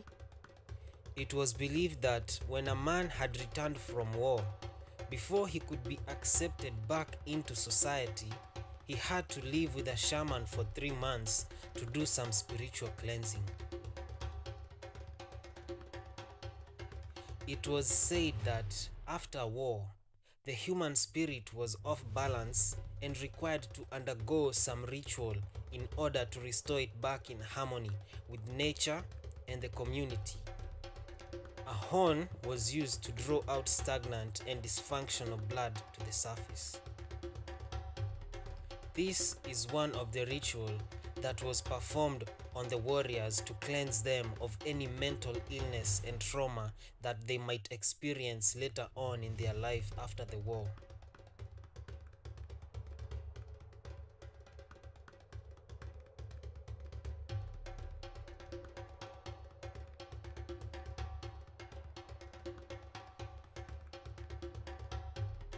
The process was carried out by Africans long ago before it was allegedly deemed a Chinese invention. It was called African suction cup by the colonizers. This is one of the many practices that have been lost due to African colonization and slavery. Now you know. Well, yeah, it keeps like, it seems the degree of the weirdness of the Did You Know segment keeps on increasing with every Did You Know. But that is how our some of our ancestors actually dealt with PTSD. Now, we know that PTSD is for real, that it is an actual, an actual illness, for lack of a better word, but our ancestors did know how to deal with it. I don't know if you would withstand the way of dealing with it, but that is how our ancestors dealt with PTSD. Also, I'd like to hear your opinion on that one, even as you share some of your cultural practices that happen to date or that happen in your community. And I think even as we head into the next year, we are going to be looking at our own cultures here, because you would want to know what happens in the cultures right here in the country. It goes from weird to weirder, as you go, and I think we are going to take a look at that. But some cultural aspect that I learned a few days ago is that did you know, in actually most of the Kenyan communities right here in this country, if you have twins, you cannot separate where you name them. You cannot separate where you name your twins. Like the way most of our cultures in this country, we name our kids after our parents, right? I think that one most of you know. If you did not know, yeah, that's what happens in right here in Kenya. But if you have twins, and you are naming them, say, from your husband's side of the family or from the wife's family, yes? Yes, so let's start from the beginning. The firstborn of a family, if you married, the firstborn of that family is named after the father's side of the family, and you keep switching them as you go. So the secondborn goes to the mother's side, thirdborn goes to the father's side. You understand? So if you get firstborn twins, say twin girls, if you are naming them, if they are firstborn twin girls, they're supposed to be named after the father's side of the family, so the father's mom. So you cannot name these firstborn girls after your husband's mom and your mom, because that's separating them. So you have to name them after your husband's mom, and probably if they have a sister, their firstborn sister, the eldest sister. Apparently, I do not know how I did not know about that, but yeah, it's a thing. If you do get twins, whichever side they're supposed to be named from, both of them go to that side, or even triplets. If you get 3 kids, you are supposed to name them from your husband's side. All of them are supposed to be named from your husband's side. Reason being that they cannot be separated, yes. If they are the second born, they were supposed to be named from your mother's side, all of them. So if you get 3 boys, you're going to name them your mom's dad, your mom's brother, your mom, you know, like they have to be on the same side. I found that profoundly shocking. I did not know that. I'm going to do more research and share. But yeah, I did not know that. I thought otherwise, honestly. But that is something that I did know. Share with me kindly some of the cultures that, you know, are in here, in your community, right here, that you have to follow, that you go by on our Did You Know segment. So I'm going to be waiting for that on Facebook and on YouTube, where we are streaming live, and on 0739110544. But that's where we put a full stop on our Did You Know segment. I even do not think we have had such such a number of Did You Know segments in one show, but we are wrapping up the year, so we're in a great mood to take you through. But we want to go for a short break. When we come back, we're going to be having our first guest of the day.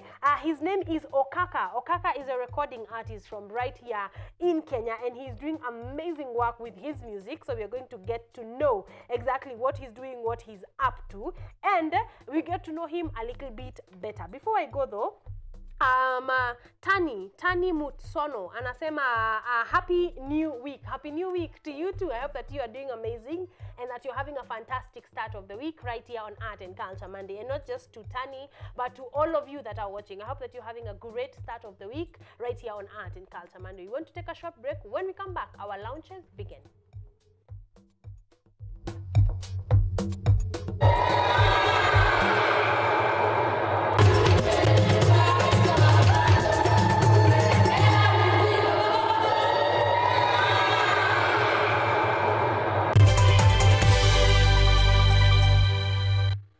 Kenyatta University will hold its 54th graduation ceremony on Friday, 15th December 2023 at the main campus along Thika Superhighway.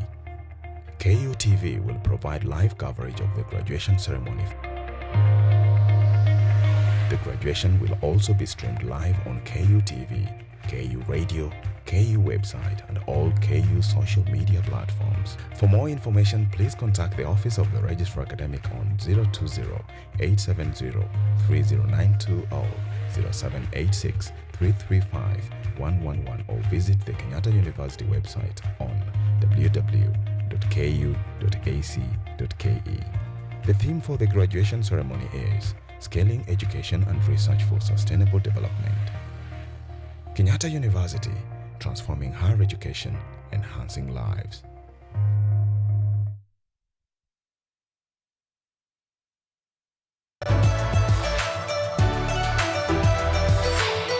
So my name is Jakub Petri. I'm Associate Professor in the Institute of Philosophy of Jagiellonian University in Krakow, Poland.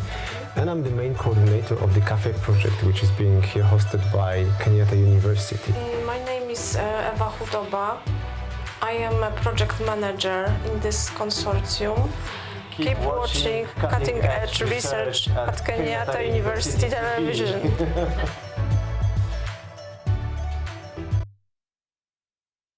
Focus on Health is a show that creates awareness on matters health and informs you on various diseases, their causes, treatment, prevention, coping, and support.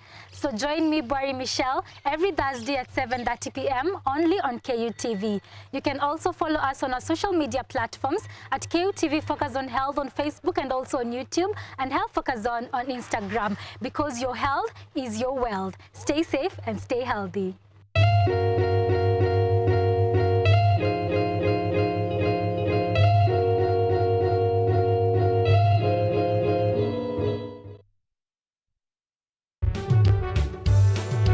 What is really regulation? Is it about the number of churches, given that 4,000 churches, looking into the issue of monitoring the number of churches regulated, given the license to operate in the country, it is quite huge. Regulation really doesn't go critically into the number. We cannot say the government through the sector-specific legislation has said the number of registered religious institutions cannot supersede 1,000.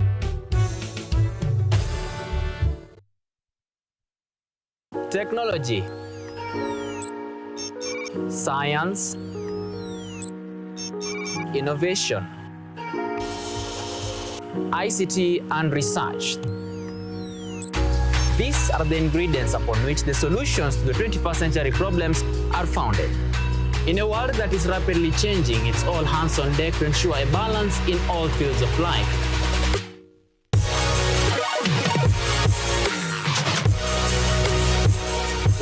Young and old are also in the front line, breaking the glass ceiling, becoming thought leaders in the larger tech space. Not forgetting other societies marginalized. And when the tech Avengers come together, we inch closer to a much safer, efficient, and sustainable world. What we view as a norm in today's advanced world was just an idea, and for nostalgic reasons, we trace back to the iconic days to bring you the retro tech. On Tech Innovation Show, we encapsulate all the pillars of the fourth industrial revolution, decoded in a language, all for one for all. Every Monday at 8:30 as we push the mantra, keep learning something new each and every day. Only on KUTV, a new experience.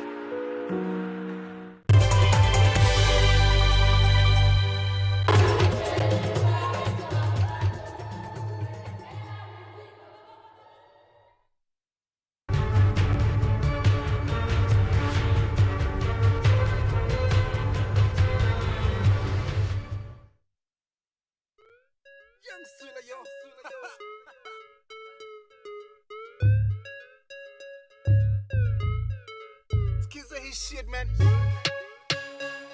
Yo, so kaka once again, yeah. Kama kawa kama dawa, you know, tisabiad man. Niko social media, na niko na mia more. Na follow watu mia. To meet uwezi umia, mini kuinji, cheki bigi, mini. 1, 2, 3, ni shindano hadiche. 4, 5, 6, tunakula choma me. 7 ndio umbo wanachora kwenye match. Na fetch mini neck, mini champ, yani. 1, 2, 3, ni shindano hadiche. 4, 5, 6, tunakula choma me. 7 ndio umbo wanachora kwenye match. Mina fetch mini neck, nika connect na ka Instagram, na ka Telegram, na ka Twitter. Milisi ako na gram. Kwenye picha kanika tuma bamba. Akiniita, akialai mina kam kama Musa. Siezi acha baningush kama jua. Niko juu ya mawingu kama Judas. Takuchum kama Yesu. Si unajua mimi mgori kwenye Baby mi amor nitakupenda kama ball. Lady me I know unapenda kwanza do. Sezi mind ukinipa yako yote ro. Cheki Niko social media na niko na mia more. Na follow watu mia. Ukidai to meet huwezi umia. Mini gwinji, mini bigi, mini 1, 2, 3 ni shindano hadi chair. 4, 5, 6 tunakula choma me. 7 ndio umbo wanachora kwenye match. Mina fetch, mini net, mini champ, yani 1, 2, 3 ni shindano hadi chair. 4, 5, 6 tunakula choma me. 7 ndio umbo wanachora kwenye match. Mina fetch, mini net, mini sipu ngata mbuku na kula chapter mzima neza kurap. Ladies and gentlemen, on our first lounge this morning, we are having Okaka. We want to get to know him, but that is just a snippet of his music and whatever he's doing. Okaka, good morning. Good morning. How are you doing? I'm doing fine. Tusalimie watu wako nyumbani before we get right into it. Yo, big up from Okaka the Great. Na wasalimia huko nyumbani. Na wasalimu. Good morning. Happy New Week. This is a month of joyfulness. It's a happy Merry Christmas to you all back at home. Yes, thank you for gracing our studios this morning. We just want to get to know you a little bit before we get to more music, because that is what we are doing here on Art and Culture Monday. So Okaka, when did you start singing? I started singing back in 2016. I did a track called Donda. Back in, I think so it was May. Then I continued my music. I nikatoa Rombosa, nikatoa Kadoshgan. Then I came to the latest one, which was Maumivu. Yes. So from 2016. Yes. Yes, 2016. That is a long time. That's about 7 years. Yes, headed into the 8th year right now. That is amazing. Wait, what inspired you? Let's rudi nyuma kidogo before we talk about how the 8 years have been. But Yes. what inspired you into music? When I was a kid, Yes. I used to watch these tracks of Michael Jackson. His moves were legit. So I in my like kwa moyo wangu nilikuwa nasema when I grow up just I want to be like Michael Jackson but better than Michael Jackson. Yes. So I had lazima ningeanza hiyo journey. Yes. So back in high school I used to do some performance in the entertainment. Then it gave me the motisha because there were a lot of people who walikuwa nataka kunisikiza. Yes. Yes. So that is how you actually started. Yes. How did your first your first song do? Like what wali receive aje? Okay, my first music I wrote it when I was in form 4. Yes. That time nilikuwa na concentrate na masomo but niko na dream yangu. So it was Donda. I wrote it in a maths class, matrices. So vile tu niliona the first music nikiperform kwa watu kwa dom like walikuwa like ingisha Donda like people, it was a corresponse song. Yes. So nikaona watu wanaipenda sana. Most of the people walikuwa natoka mali wanatoka wanakuja kunisikiza. So when I came out here nikatoa Donda, people received it well. Yeah. Very well. Yes. So that motivated you to know you're doing the right thing. Yes, this is my dream. Yes. So after form 4, Yes. uliingia directly to your music career ama did you go to uni, do some course ama uli focus na music? After form 4, si unajua tuna apply CUSPs. Yes. Yes. So nili apply before nikingoja I went to my music. Yes. So vile nilifanya music yangu Donda nilitoa ndo nika-join Kenya Mass. Kenya Mass and Communication in South B. Yeah. I pursued my engineering. Then came back to music. Yes. So from your first song to the second one, kulikuwa na time hapo katikati? Kulikuwa na time, I used to nikipata tu pesa kidogo I just invest it in music. Yes. Yes. So that is how you were doing your music until ukamaliza your engineering course. Yes. Yes. So how throughout campus, Yes. how many songs did you manage to release? Throughout campus Yes. I managed to release 4 tracks. Yes. 4 is a 4 good tracks, number yes. considering you unasoma huku. Yes. So did that engineering help ama after the course uliamua niende engineering ama niachane na hii engineering nifanye my music? Okay, after engineering, Yeah. I was niliandikwa na Nairobi County back in 2021 Yes. as an NMS staff. Then I started now creating myself. Yes. In basics of music. Yes. So then nika build my empire, Black Entertainment Kenya, which we started back as Black Gang back in 2016, but my friend akakuwa na shughuli hapa na pale, so I became the management and some assistant. Yes. Yes. So talk to me about Black Entertainment Kenya. What was the goal? What was the dream of the empire? Okay, the empire, it's all about creating new motivational artists, talented, motivated artists. People who, kuna huyu msanii mwenye anajua kuimba, but ana platform. I remember back then, nilianza, ilibidi nijitume ndio nipate pesa ya kurekod. Yes. So that kujituma, I know the pain. So there is this artist ako huko nyumbani ana record na TikTok, ana record na small microphone. Yes. I'm there as Okaka the Great. Yes. Ukijituma kwangu kwa Instagram, any social media, that my contacts ziko hapo, utanikuta and will help you out. Yes. And you can be able to help them. Yes. So in the course, when did you create Black Entertainment?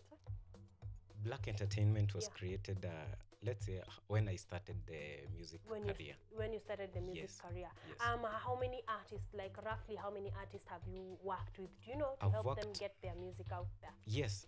My latest artist is called Elijah. I've contracted, but I've not fully finished the contract. For now, Ardi ametoa ngoma na Brida, the latest sci-fi. We pushed him and akapata mtu wa kumshikilia. Yes. Amazing. So you have worked with a number of artists. Yes. Uka see through their music get out there. Yes. Yes. So what for an artist mwenye, you know, like you have said, ana akona talent, or they think they have talent, they think wakapatu opportunity they can be able to do this. Yes.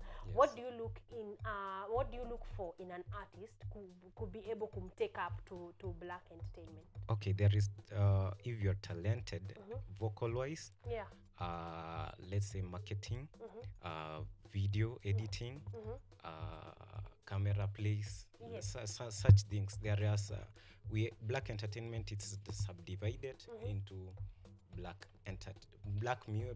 Kenya music. Then there is black visuals.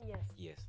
So in case you are talented in any of those aspects, you can be able to see the Okaka empire and actually be able to, you know, do some good work.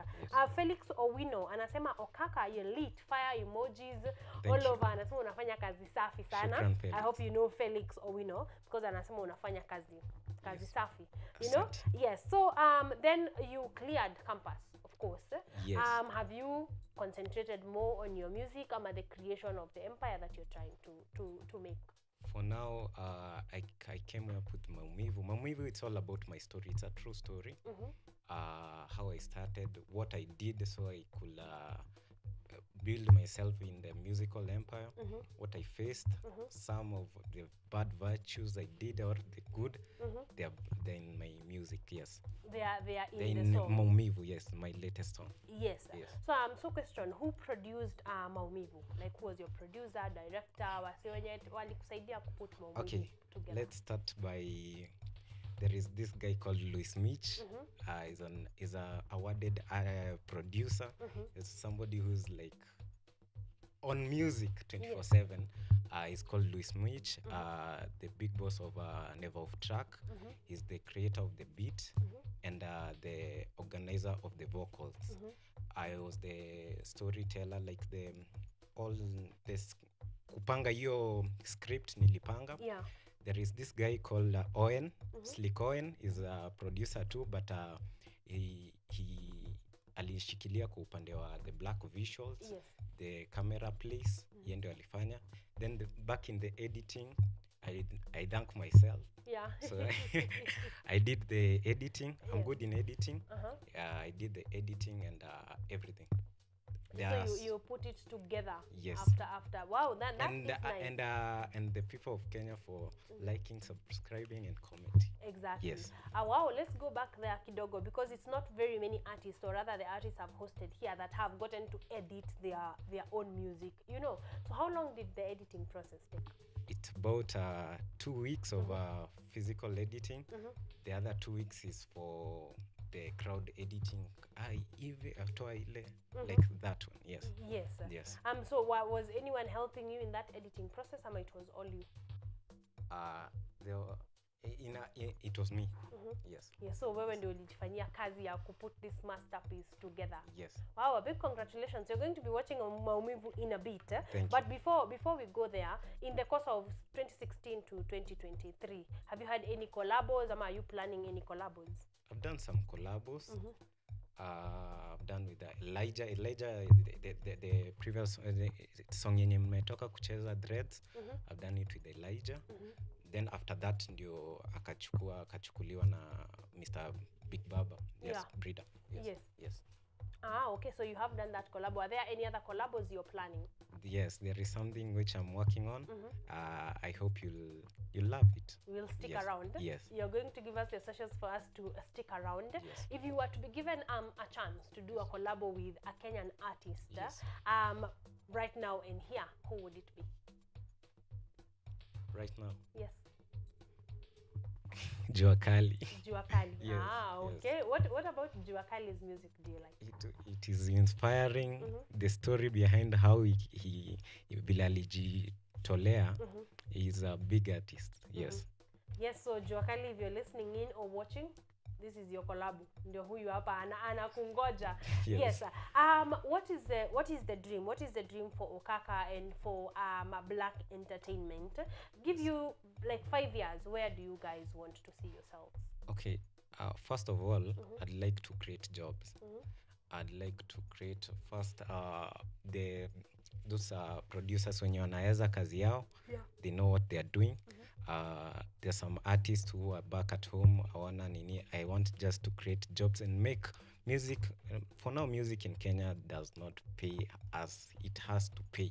So I have that. Niko na hiyo ndoto ya kuifanya ilipe. Yeah. Yani ijulikane, iwekwe mahali. Kuna watu wengi. I've met X-Ray before. I've met Odiwa Muranga. I've met those people back in when Gengeton was playing. Yeah. So nikakan chini now. They've got dreams, but I'm just like that blow machine ya kufanya kila kitu. Like Wakadinali, I just like Wakadinali what they're doing. Yes, but I want to create Kenyan artists, Kenyan music to pay.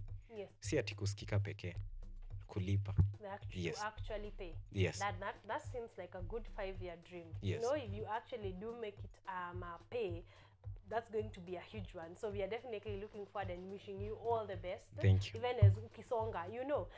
You talked about Maumivu being the story of your journey. Yes. But just kidogo too, I know we will hear it in Maumivu. Yes. But what are some of the challenges that you've gone through? Been in the industry for 7 years is not a kidogo time. Yes. What are some of the challenges that you came through that someone else would be helped to know or to even escape the system in some sort of way? Okay, in a contract basis, and the friends which you associate with matters a lot. So I've worked with some people back then. Si kila mtu anakutakia mema, jua tu hivyo. And just mind about your circle. Yes. Surround yourself with people who can help you or people who can, wakiona unaanguka wanaweza kushikilia kabla ufike chini. Yeah. So work with people who understand you and not know like they have the picture of what you dream. Yes. Yes. Okay. Yes. Mko in the same line of yes, achieving, in the same page. Yes, of achieving the same things. Yes. So also, have you had any EP or any album in the course of your career? Yes, it's called Black Blood. It's in Amazon. It's in Spotify. It's in Boomplay. Iko kila mahali. Yes. Black Blood is an EP or an album? It's an album. It's an album. Yes. How many songs are in there? It's the collection of 6. There are some which ziko 2 pending, but they're a collection of 6. Yes. Yes. So hiyo ni kitu mtu anaweza enda na asikize vizuri. Yes. Are you planning on any other EP or album? For now, I'm planning, but it will take time. Yes. Yes. So for now ni singles, hits after hits Yes. after hits is the plan. Yes. Yeah, so of course hatuwezi kosa kuuliza we are in the festive season. Yes. So do you have plans of places you will be performing something that you will be doing for this festive season? Okay, I was planning on hosting a talent show, visiting some children's home, knowing what there are some kids out there who know how to sing at their tender age, so promoting them and knowing what I will do with the help of Lunani. Lunani is a person who anashikilia watoto wadogo. Yes. Yes. So you're planning on doing that. Are Yes. there dates? Do you know the children's homes you're going to go to? Am I still in the work? It is still on procedure planning. Yes. Yes. So then this is a juncture to give us your social media handles, because I know you will be updating them as you plan. Yes. So where can we find you on Instagram, Facebook, TikTok, wherever it is, every social media handle? What is your tab? Okay, at TikTok you'll find me at Okaka the Great, YouTube Okaka the Great, Instagram Okaka. Yes, and Facebook Okaka. Yes. So Okaka, Instagram, Facebook, the others Okaka the Great. Yes. You can be able to find him and everything that he is all about. Which streaming platforms and what is your name on the streaming platforms where people can actually get to listen to your music? Okay, in the streaming platforms, it's a collective under Black Entertainment Kenya. When you search on when you would like to post a picture with my song, just search Black Entertainment Kenya. It will list for you all my projects. Yes. So Black Entertainment Kenya on all streaming platforms. Then you can get Okaka's project and his music and everything that he is all about. Yes, I want you to shout out your team at Black Entertainment because I know you're not alone. I know you're working with several people. So this is your chance to give them a shout out. Okay, I like to start by thanking God on all the shout outs. Then Suila Records. Then Louis Mitch, Never Off Track, Slick Owen. There is Mufasa. Mufasa is a person who helps me in the marketing. And all my team, you're there back at home, you're watching. Thank you for your support. Thank you for holding Okaka, Black Entertainment. We are going to make it together. Yes. Exactly. So thank you so much because I know there is a huge team. You may just be seeing Okaka on the screen, but there are definitely a lot of people behind him and behind Black Entertainment that are making him do an amazing job. I think it is at this juncture where we want to listen, even as we close, to listen to Okaka's newest jam. It's called Maumivu. So right about now, Okaka dropping his latest jam, Maumivu. Hello.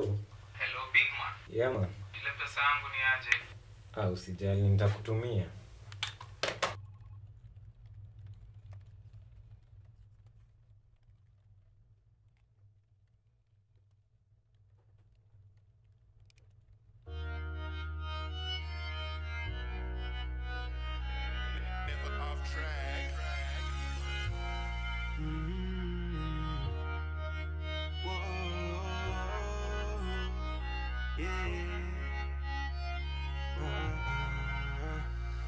Maumivu moyoni naumia sana, sitaki Kiswahili. Nimeteseka kwa sana, nalia maumivu moyoni ninaumia sana, sitaki Kiswahili. Nimeteseka kwa sana, najitolea. In the beginning kulikuwa na giza darkness, na life nimepitia guarantee ni sadness, na nina lilinyima utoi niko speechless. Tangu hiyo kisa visa pesa ndio intesa, kidogo kisa gari moja kanipita, na simu shago hadi ghafla tumefiwa. Si alizidi bila kufikisha dedication kwa ingoma huku haraka naifikisha. Naivasha nilidhani life ni kutumia akili, nikasoko tabia tulikuwa tumbili, kulaza chini nyesha fitika wafungwa. Sikudhani mtu anaza chapa kama mbwa, nikasurvive miaka 4 kwa sengenge, kusomeshwa Kiswahili ngeliangenge, kiasi nikapata shiro wa madhenge. Success nilipita sikupata hiyo embe, Naivasha nilidhani life ni kutumia akili, nikasoko tabia tulikuwa tumbili, kulaza chini nyesha fitika wafungwa. Sikudhani mtu anaza chapa kama mbwa, nikasurvive miaka 4 kwa sengenge, kusomeshwa Kiswahili ngeliangenge, kiasi nikapata shiro wa madhenge. Success nilipita sikupata hiyo embe. Moyoni naumia sana, sitaki Kiswahili. Nimeteseka kwa sana, nalia maumivu moyoni ninaumia sana, sitaki Kiswahili. Nimeteseka kwa sana, najitolea. Kesi nikakuwa msanii, sikata ya kwanza Johnny Dis, mashow zote niliattend bana siku miss, nikazidi nikitesa nikiongeza kurelease. Ghafla nika join Campo Games, nika flat, nika kiss pia fish siku miss. Malika nilikuwa baba lao yani king, kuteka kina Sandra, Stacy ama Liz. Park Jango katokea, match 6 kunifix nirauke jo, mboka 6, mabricks nilibeba was 9 ama 6. No nitoe tracks ngori kina donda ama antiques. Nika survive miaka 4 kwa sengenge, kusomeshwa Kiswahili ngeliangenge, kiasi nikapata shiro wa madhenge. Success nilipita sikupata hiyo embe, Naivasha nilidhani life ni kutumia akili, nikasoko tabia tulikuwa tumbili, kulaza chini nyesha fitika wafungwa. Sikudhani mtu anaza chapwa kama mbwa, nika survive miaka 4 kwa sengenge, kusomeshwa Kiswahili ngeliangenge, kiasi nikapata shiro wa madhenge. Success nilipita sikupata hiyo embe. Moyoni naumia naumia sana sitaki Swahili. Nimeteseka kwa sana nalia maumivu. Moyoni mimi naumia sana sitaki Swahili. Nimeteseka kwa sana najitolea.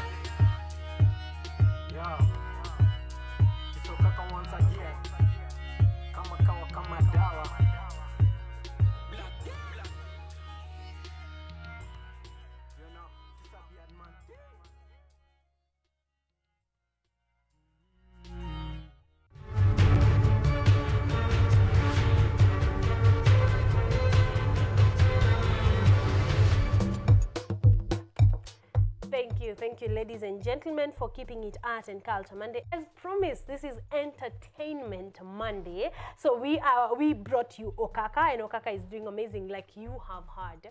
His music is definitely great. He's going places, and we have had a fantastic one from there. There's a number of comments coming in. Of course, we talked about Felix Owino saying Okaka is on fire.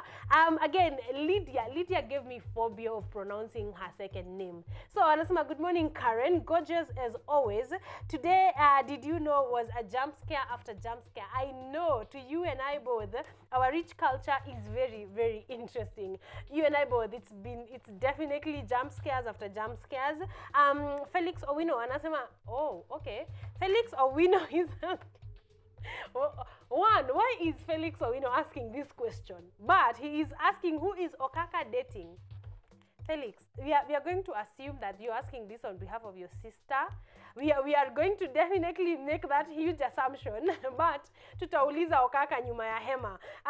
Gilo anasema tuned in, enjoying the show from Thika. Thank you very much, Gilo, for staying tuned in, for keeping it Art and Culture Monday. Ladies and gentlemen, we want to go for a break, but when we come back, we're going to be having Ganjo, our second artist of the day. So stick around. Like promised, I told you today is full-on entertainment. So we want to take a short break. I'll see you on the other side of the break with our lounge number 2.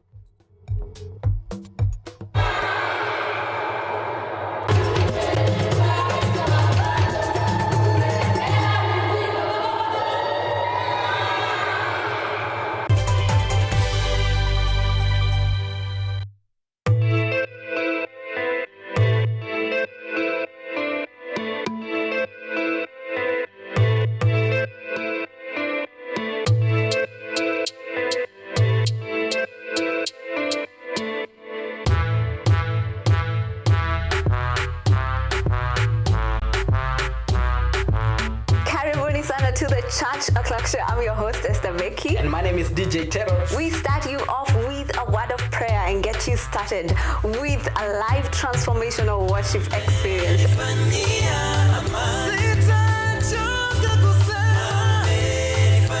Have our minds renewed by the word of God on the word segment. And not forgetting new music za hii wiki, yani ndakuwa bado nawapatia pale wasanii wamekuwa kiwakali.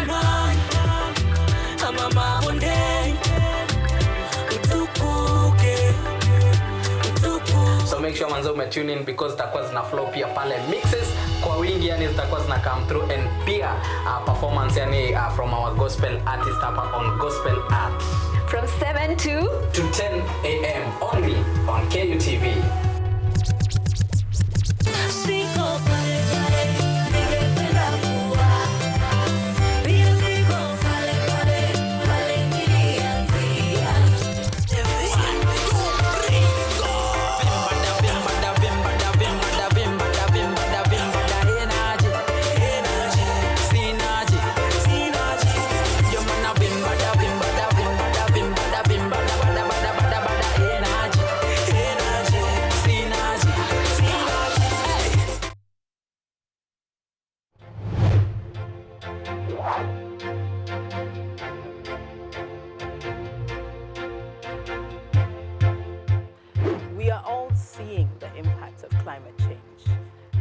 In Kenya, for example, the frequency of the floods is becoming more and worse.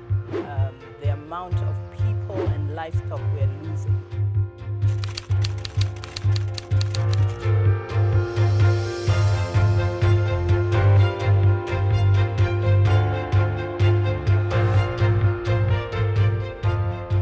the level we need to go is the level where the normal mwananchi and also the government stakeholders can uptake these solutions. Those small acts multiplied by millions of us will help make a difference in the world at the end of the day. It's just a slight behavior change that we need, and you find that it serves us a bit more than you put in. And that's the goal. We want to live a better world than we found. Because at the rate we are going, it's dire.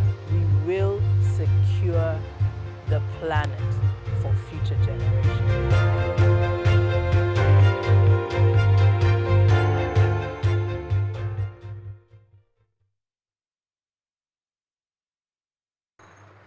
They are powerful and influential. They make decisions in politics, education, finance, agriculture, health, sports, and all aspects of human life. But the impact of their decisions falls on you, the common citizen. KUTV Primetime News Thursday. We ask bold questions and pursue answers to the core to bring you closer to the story. We couldn't have it any other way. Join me, Auma Evans, as I raise matters of social concern to raise your voice from the background to the foreground. Every Thursday and Saturday at 9 p.m. only on KUTV.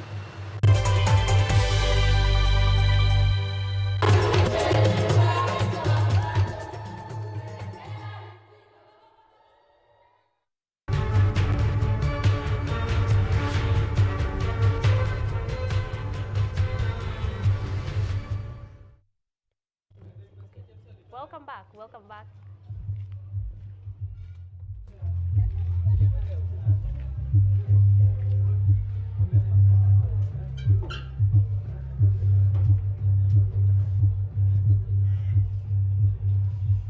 So jina wanakuita nani?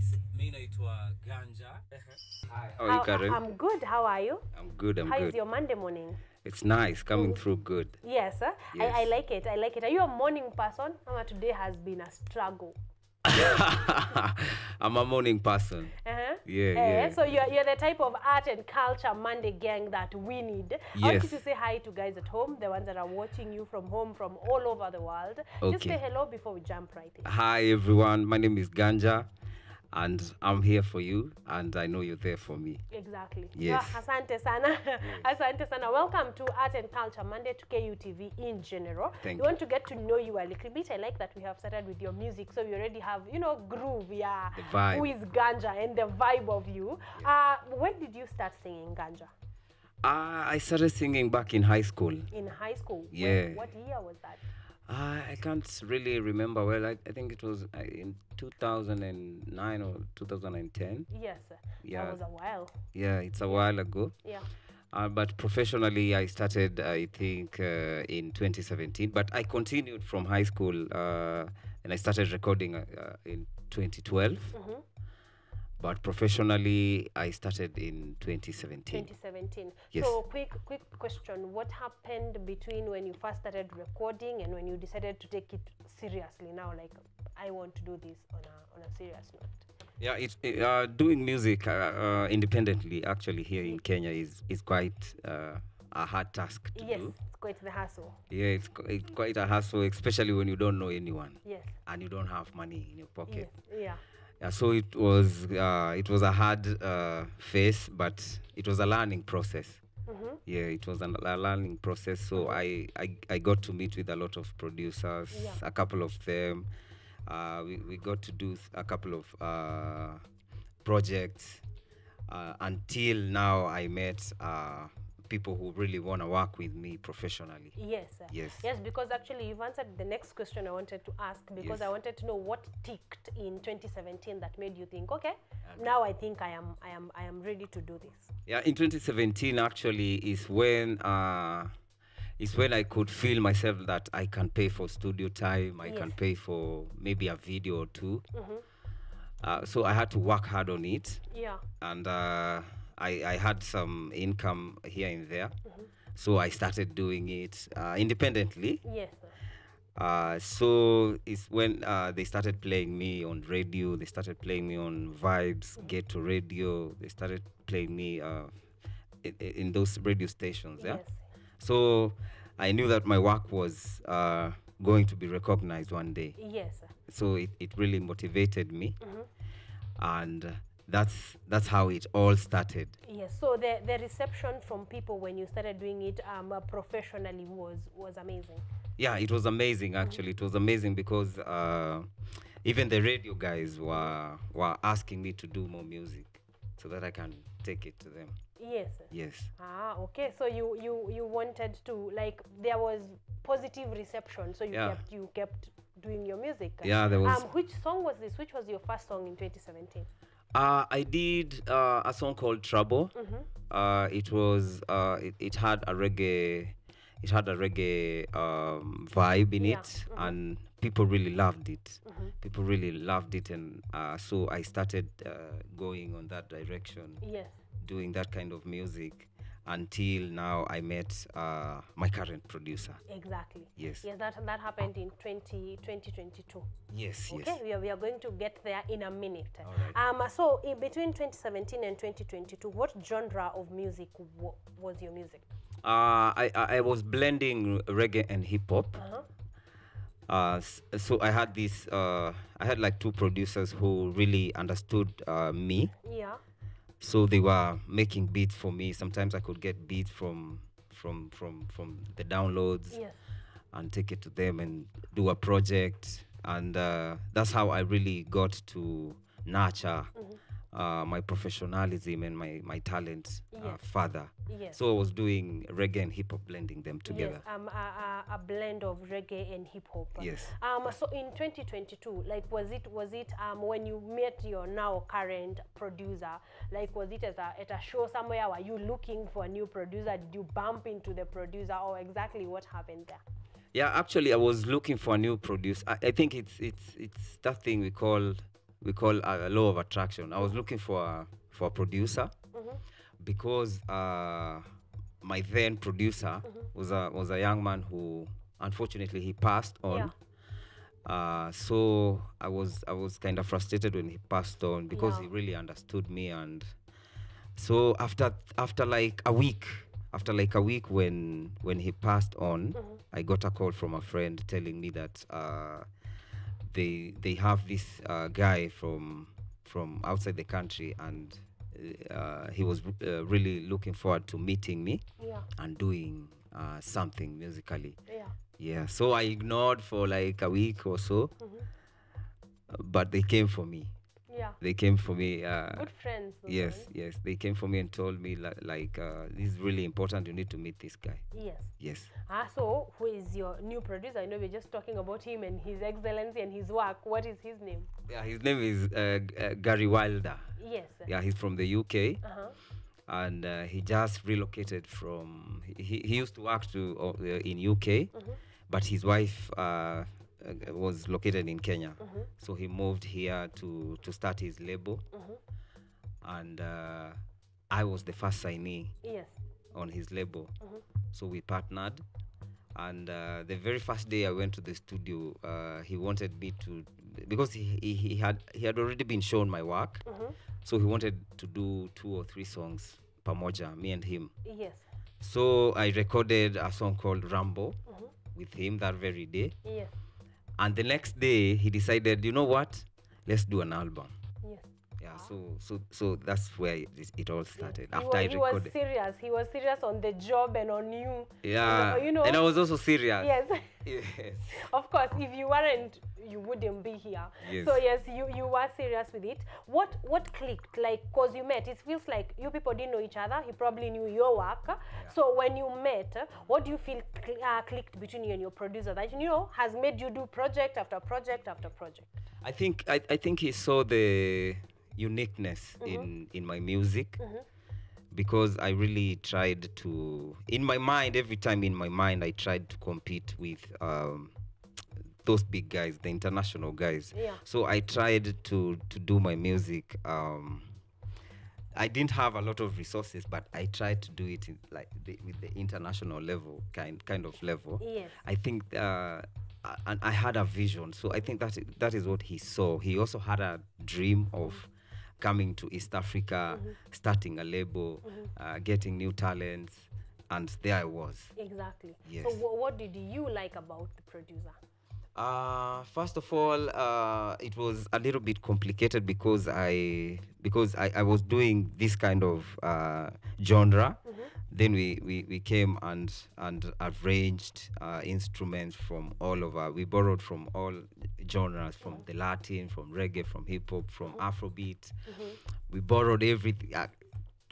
Each and every genre we borrowed something. Yeah. So that's how he makes his beats. So it was in the beginning. It was a little. I'm not complaining. Yeah. It was a little challenging, but I came to overdo it, and he really liked it, and I really liked the style. Yeah. So we decided to move on with it, and we call it hybrid. now. Hybrid. Yeah. Also, your current genre is hybrid, Yes. meaning it's a combo of almost all the genres, really. Yeah, it's a cocktail. Yes, a cocktail of, Yeah. of many, many genres. Yes. I think at this point I want us to listen to Rambo, and just get a feel of this new hybrid genre. So right about now, ladies and gentlemen, Ganja with the hit Rambo. All right. And in return, I give you this great music. Ilikuwa a while ago, GTM, big up yourself. Zilikuwa dreams too, nikaanza kurap waka scream too. Hii ni gold, check iki unfold. On God.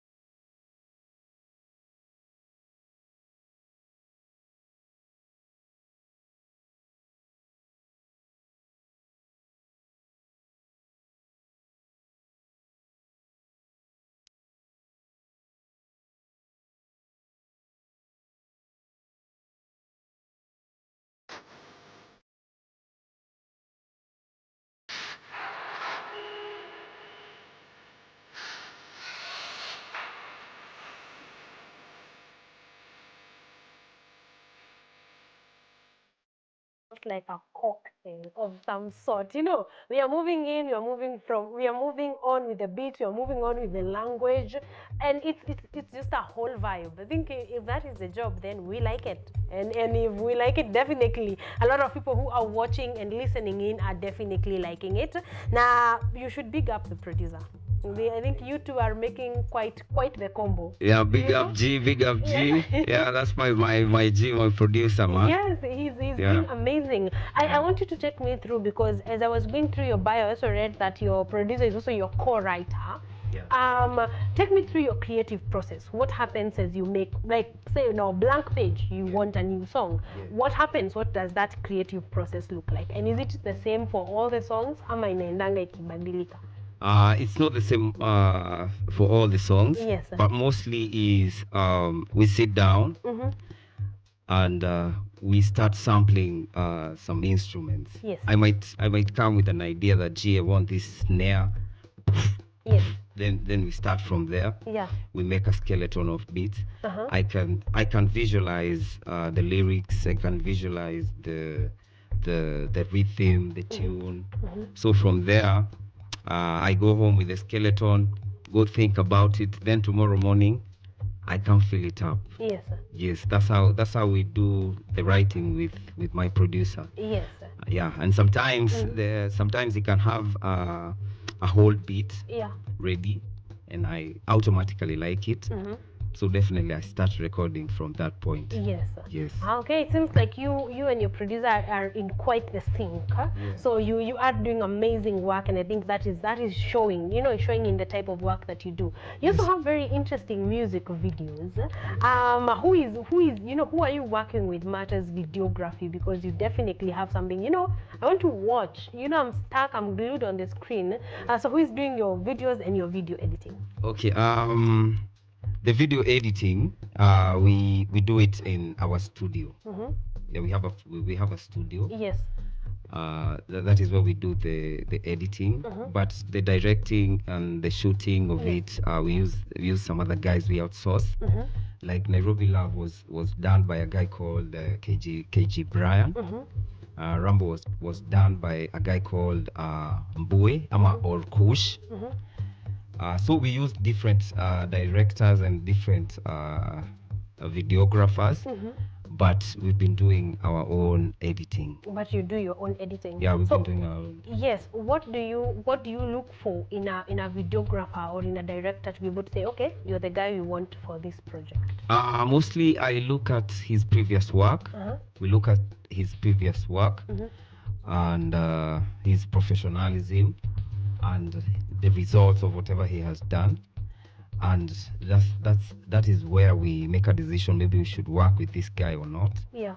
And what I prefer, or what we prefer as a brand or as a label, because I'm under a label. Yes, sir.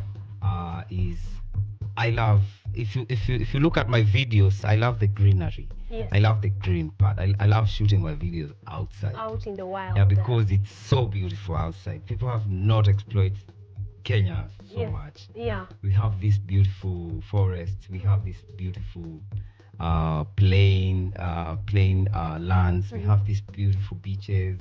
You see? Yeah. And Kenyans, a lot of musicians, they don't really utilize that. Yes. So I'm the guy who comes and represents the greenery parts, and also I'm very keen, and I do a lot of research with the climate change. So I'm that kind of artist who worry about or who care about the climate change and the environment. Yes. So I'm a green guy. Yes, you're a green guy. You're a green artist. Yes, I'm a green artist. I love the environment, and I would love to urge people to take care of it. Yes. Yes. Then that is showing very much on your music videos, and you're not just, it's not just care about the environment, but you're showing us how beautiful. Yes, how beautiful. Yes, nature, and how beautiful the environment is, if well kept. So yeah, you are getting some very primary things right. Yes. So it's not luck. You are putting your things together and ticking off very, primary boxes in the industry. So you're doing amazing. You've talked about being under a record label. What is the name of the record label? It's called Lucky Bean Productions. Yes. So you get to work with the producer, you get to work with who are part of your team. Yes, marketers. I want you to give them a shout out. Yeah, I'd love to give, first of all, I'd love to give Gary himself. He's the owner of the label. Yes. Because he gave me quite a good deal. Yes. Yeah, I was given quite a good deal because a lot of artists who are under a label are not really happy in there because they are not given quite a very preferable deal. When you say comma over there, when you say a good deal, would you explain, like maybe not explicitly, but like what ticks for it? Yes, the perks of what made it a good deal. First of all, I'd love to talk to artists, the upcoming artists and the artists who want to be in the game. That the music is a business. Yes. I'd love to tell them that the music is a business. Yes. And you have to quite learn the business part of it. Yes. The music is not just standing here and singing. Yes, true. It's supposed to make you money. Yes. It's supposed to bring some income. So you have to understand that as an artist. And before you go sign any deal you're given, you might be dope, but before you go signing any deal you're given, yes, get a lawyer, get an entertainment lawyer. Yes. Let them study the contract that you have been given. Study the clause. Yeah. The clause might kwa contract inaweza kuwa might have a difficult English that you might not understand. So get a lawyer so that you will understand it. Exactly. Then after that, if you're good with the deal, after that, now you can go ahead. Yes. Because the label provides the resources for you to be able to do music easily. Exactly. Yes. So that is what I would love to touch when it comes to the labels. Yes. Yes. So you have to be very careful. Exactly. Yes. So and the record label is a business. Yeah, it's a business. Don't forget it's like that. any other company. They are also in business. So if they have their own lawyer to draft the agreement, shouldn't you have your own lawyer to look at the agreement and decide if it's actually for your good? Yes.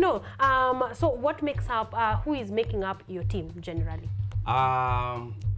Most of it is me, because I have to go out there and look for the people that I need. Yeah. Also, the label manager helps me finding the right people and trying to maneuver in the industry. So I'm still building my team. So you told me earlier to shout out. Yes. Yeah, I'd love to shout out to Furaha. She's my publicist or digital marketer. Yeah. Furaha, La Music Junkie. Shout out to you. Shout out to Gary. Shout out to a guy called I have another guy I really want to work with. He's called Lavaza. Shout out to him. He's a very good director. Yeah. And Kush, the videographer, KG Brian, and all those people. And also Samuel Geshuki, an aspiring director. Yeah. So these are the people that I really work with closely. That make up your circle. Yes. A shout out to all of you guys. You're doing an amazing job. As we can see, the results are showing that all of you are putting together amazing things. We want to wrap up because we are out of time. Where can we find your music? You can find my music on iTunes, on Spotify, Mdundo, everywhere, SoundCloud, YouTube. I have a couple of videos under the label. Yes. And I also have my previous videos before I was signed. Yes.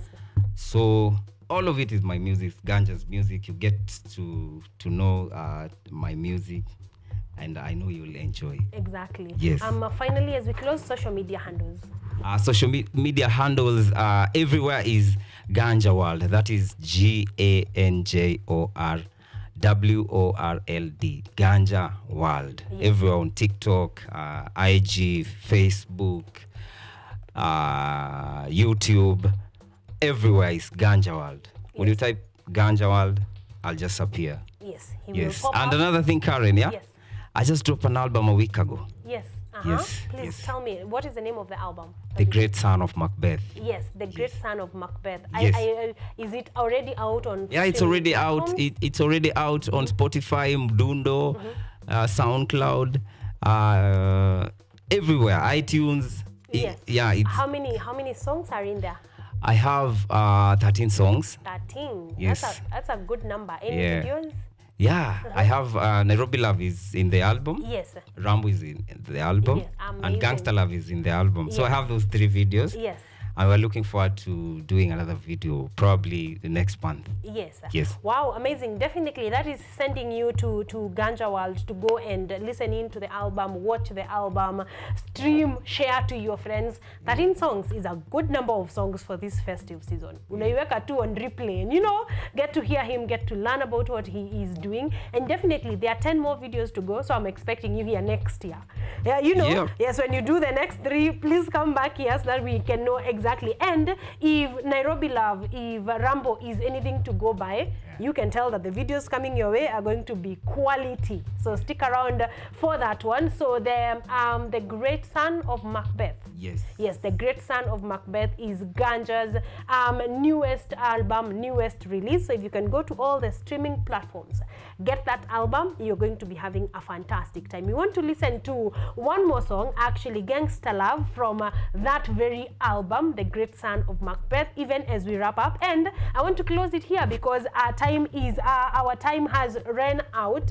Thank you very much for your comments, for your company, for keeping it here, for keeping it, for even commenting on our guest list, and just for having a fantastic time. I hope that we have started your week in style. I hope that you're inspired and that you're ready for Jamuhuri. We are going to do another Monday on Wednesday. So I hope that this week is going to be amazing for you. All the best. Thank you for tuning in. Thank you for keeping it Art and Culture Monday. We close and I leave you with Ganja with his latest jam from his latest album. It's called Gangsta Love.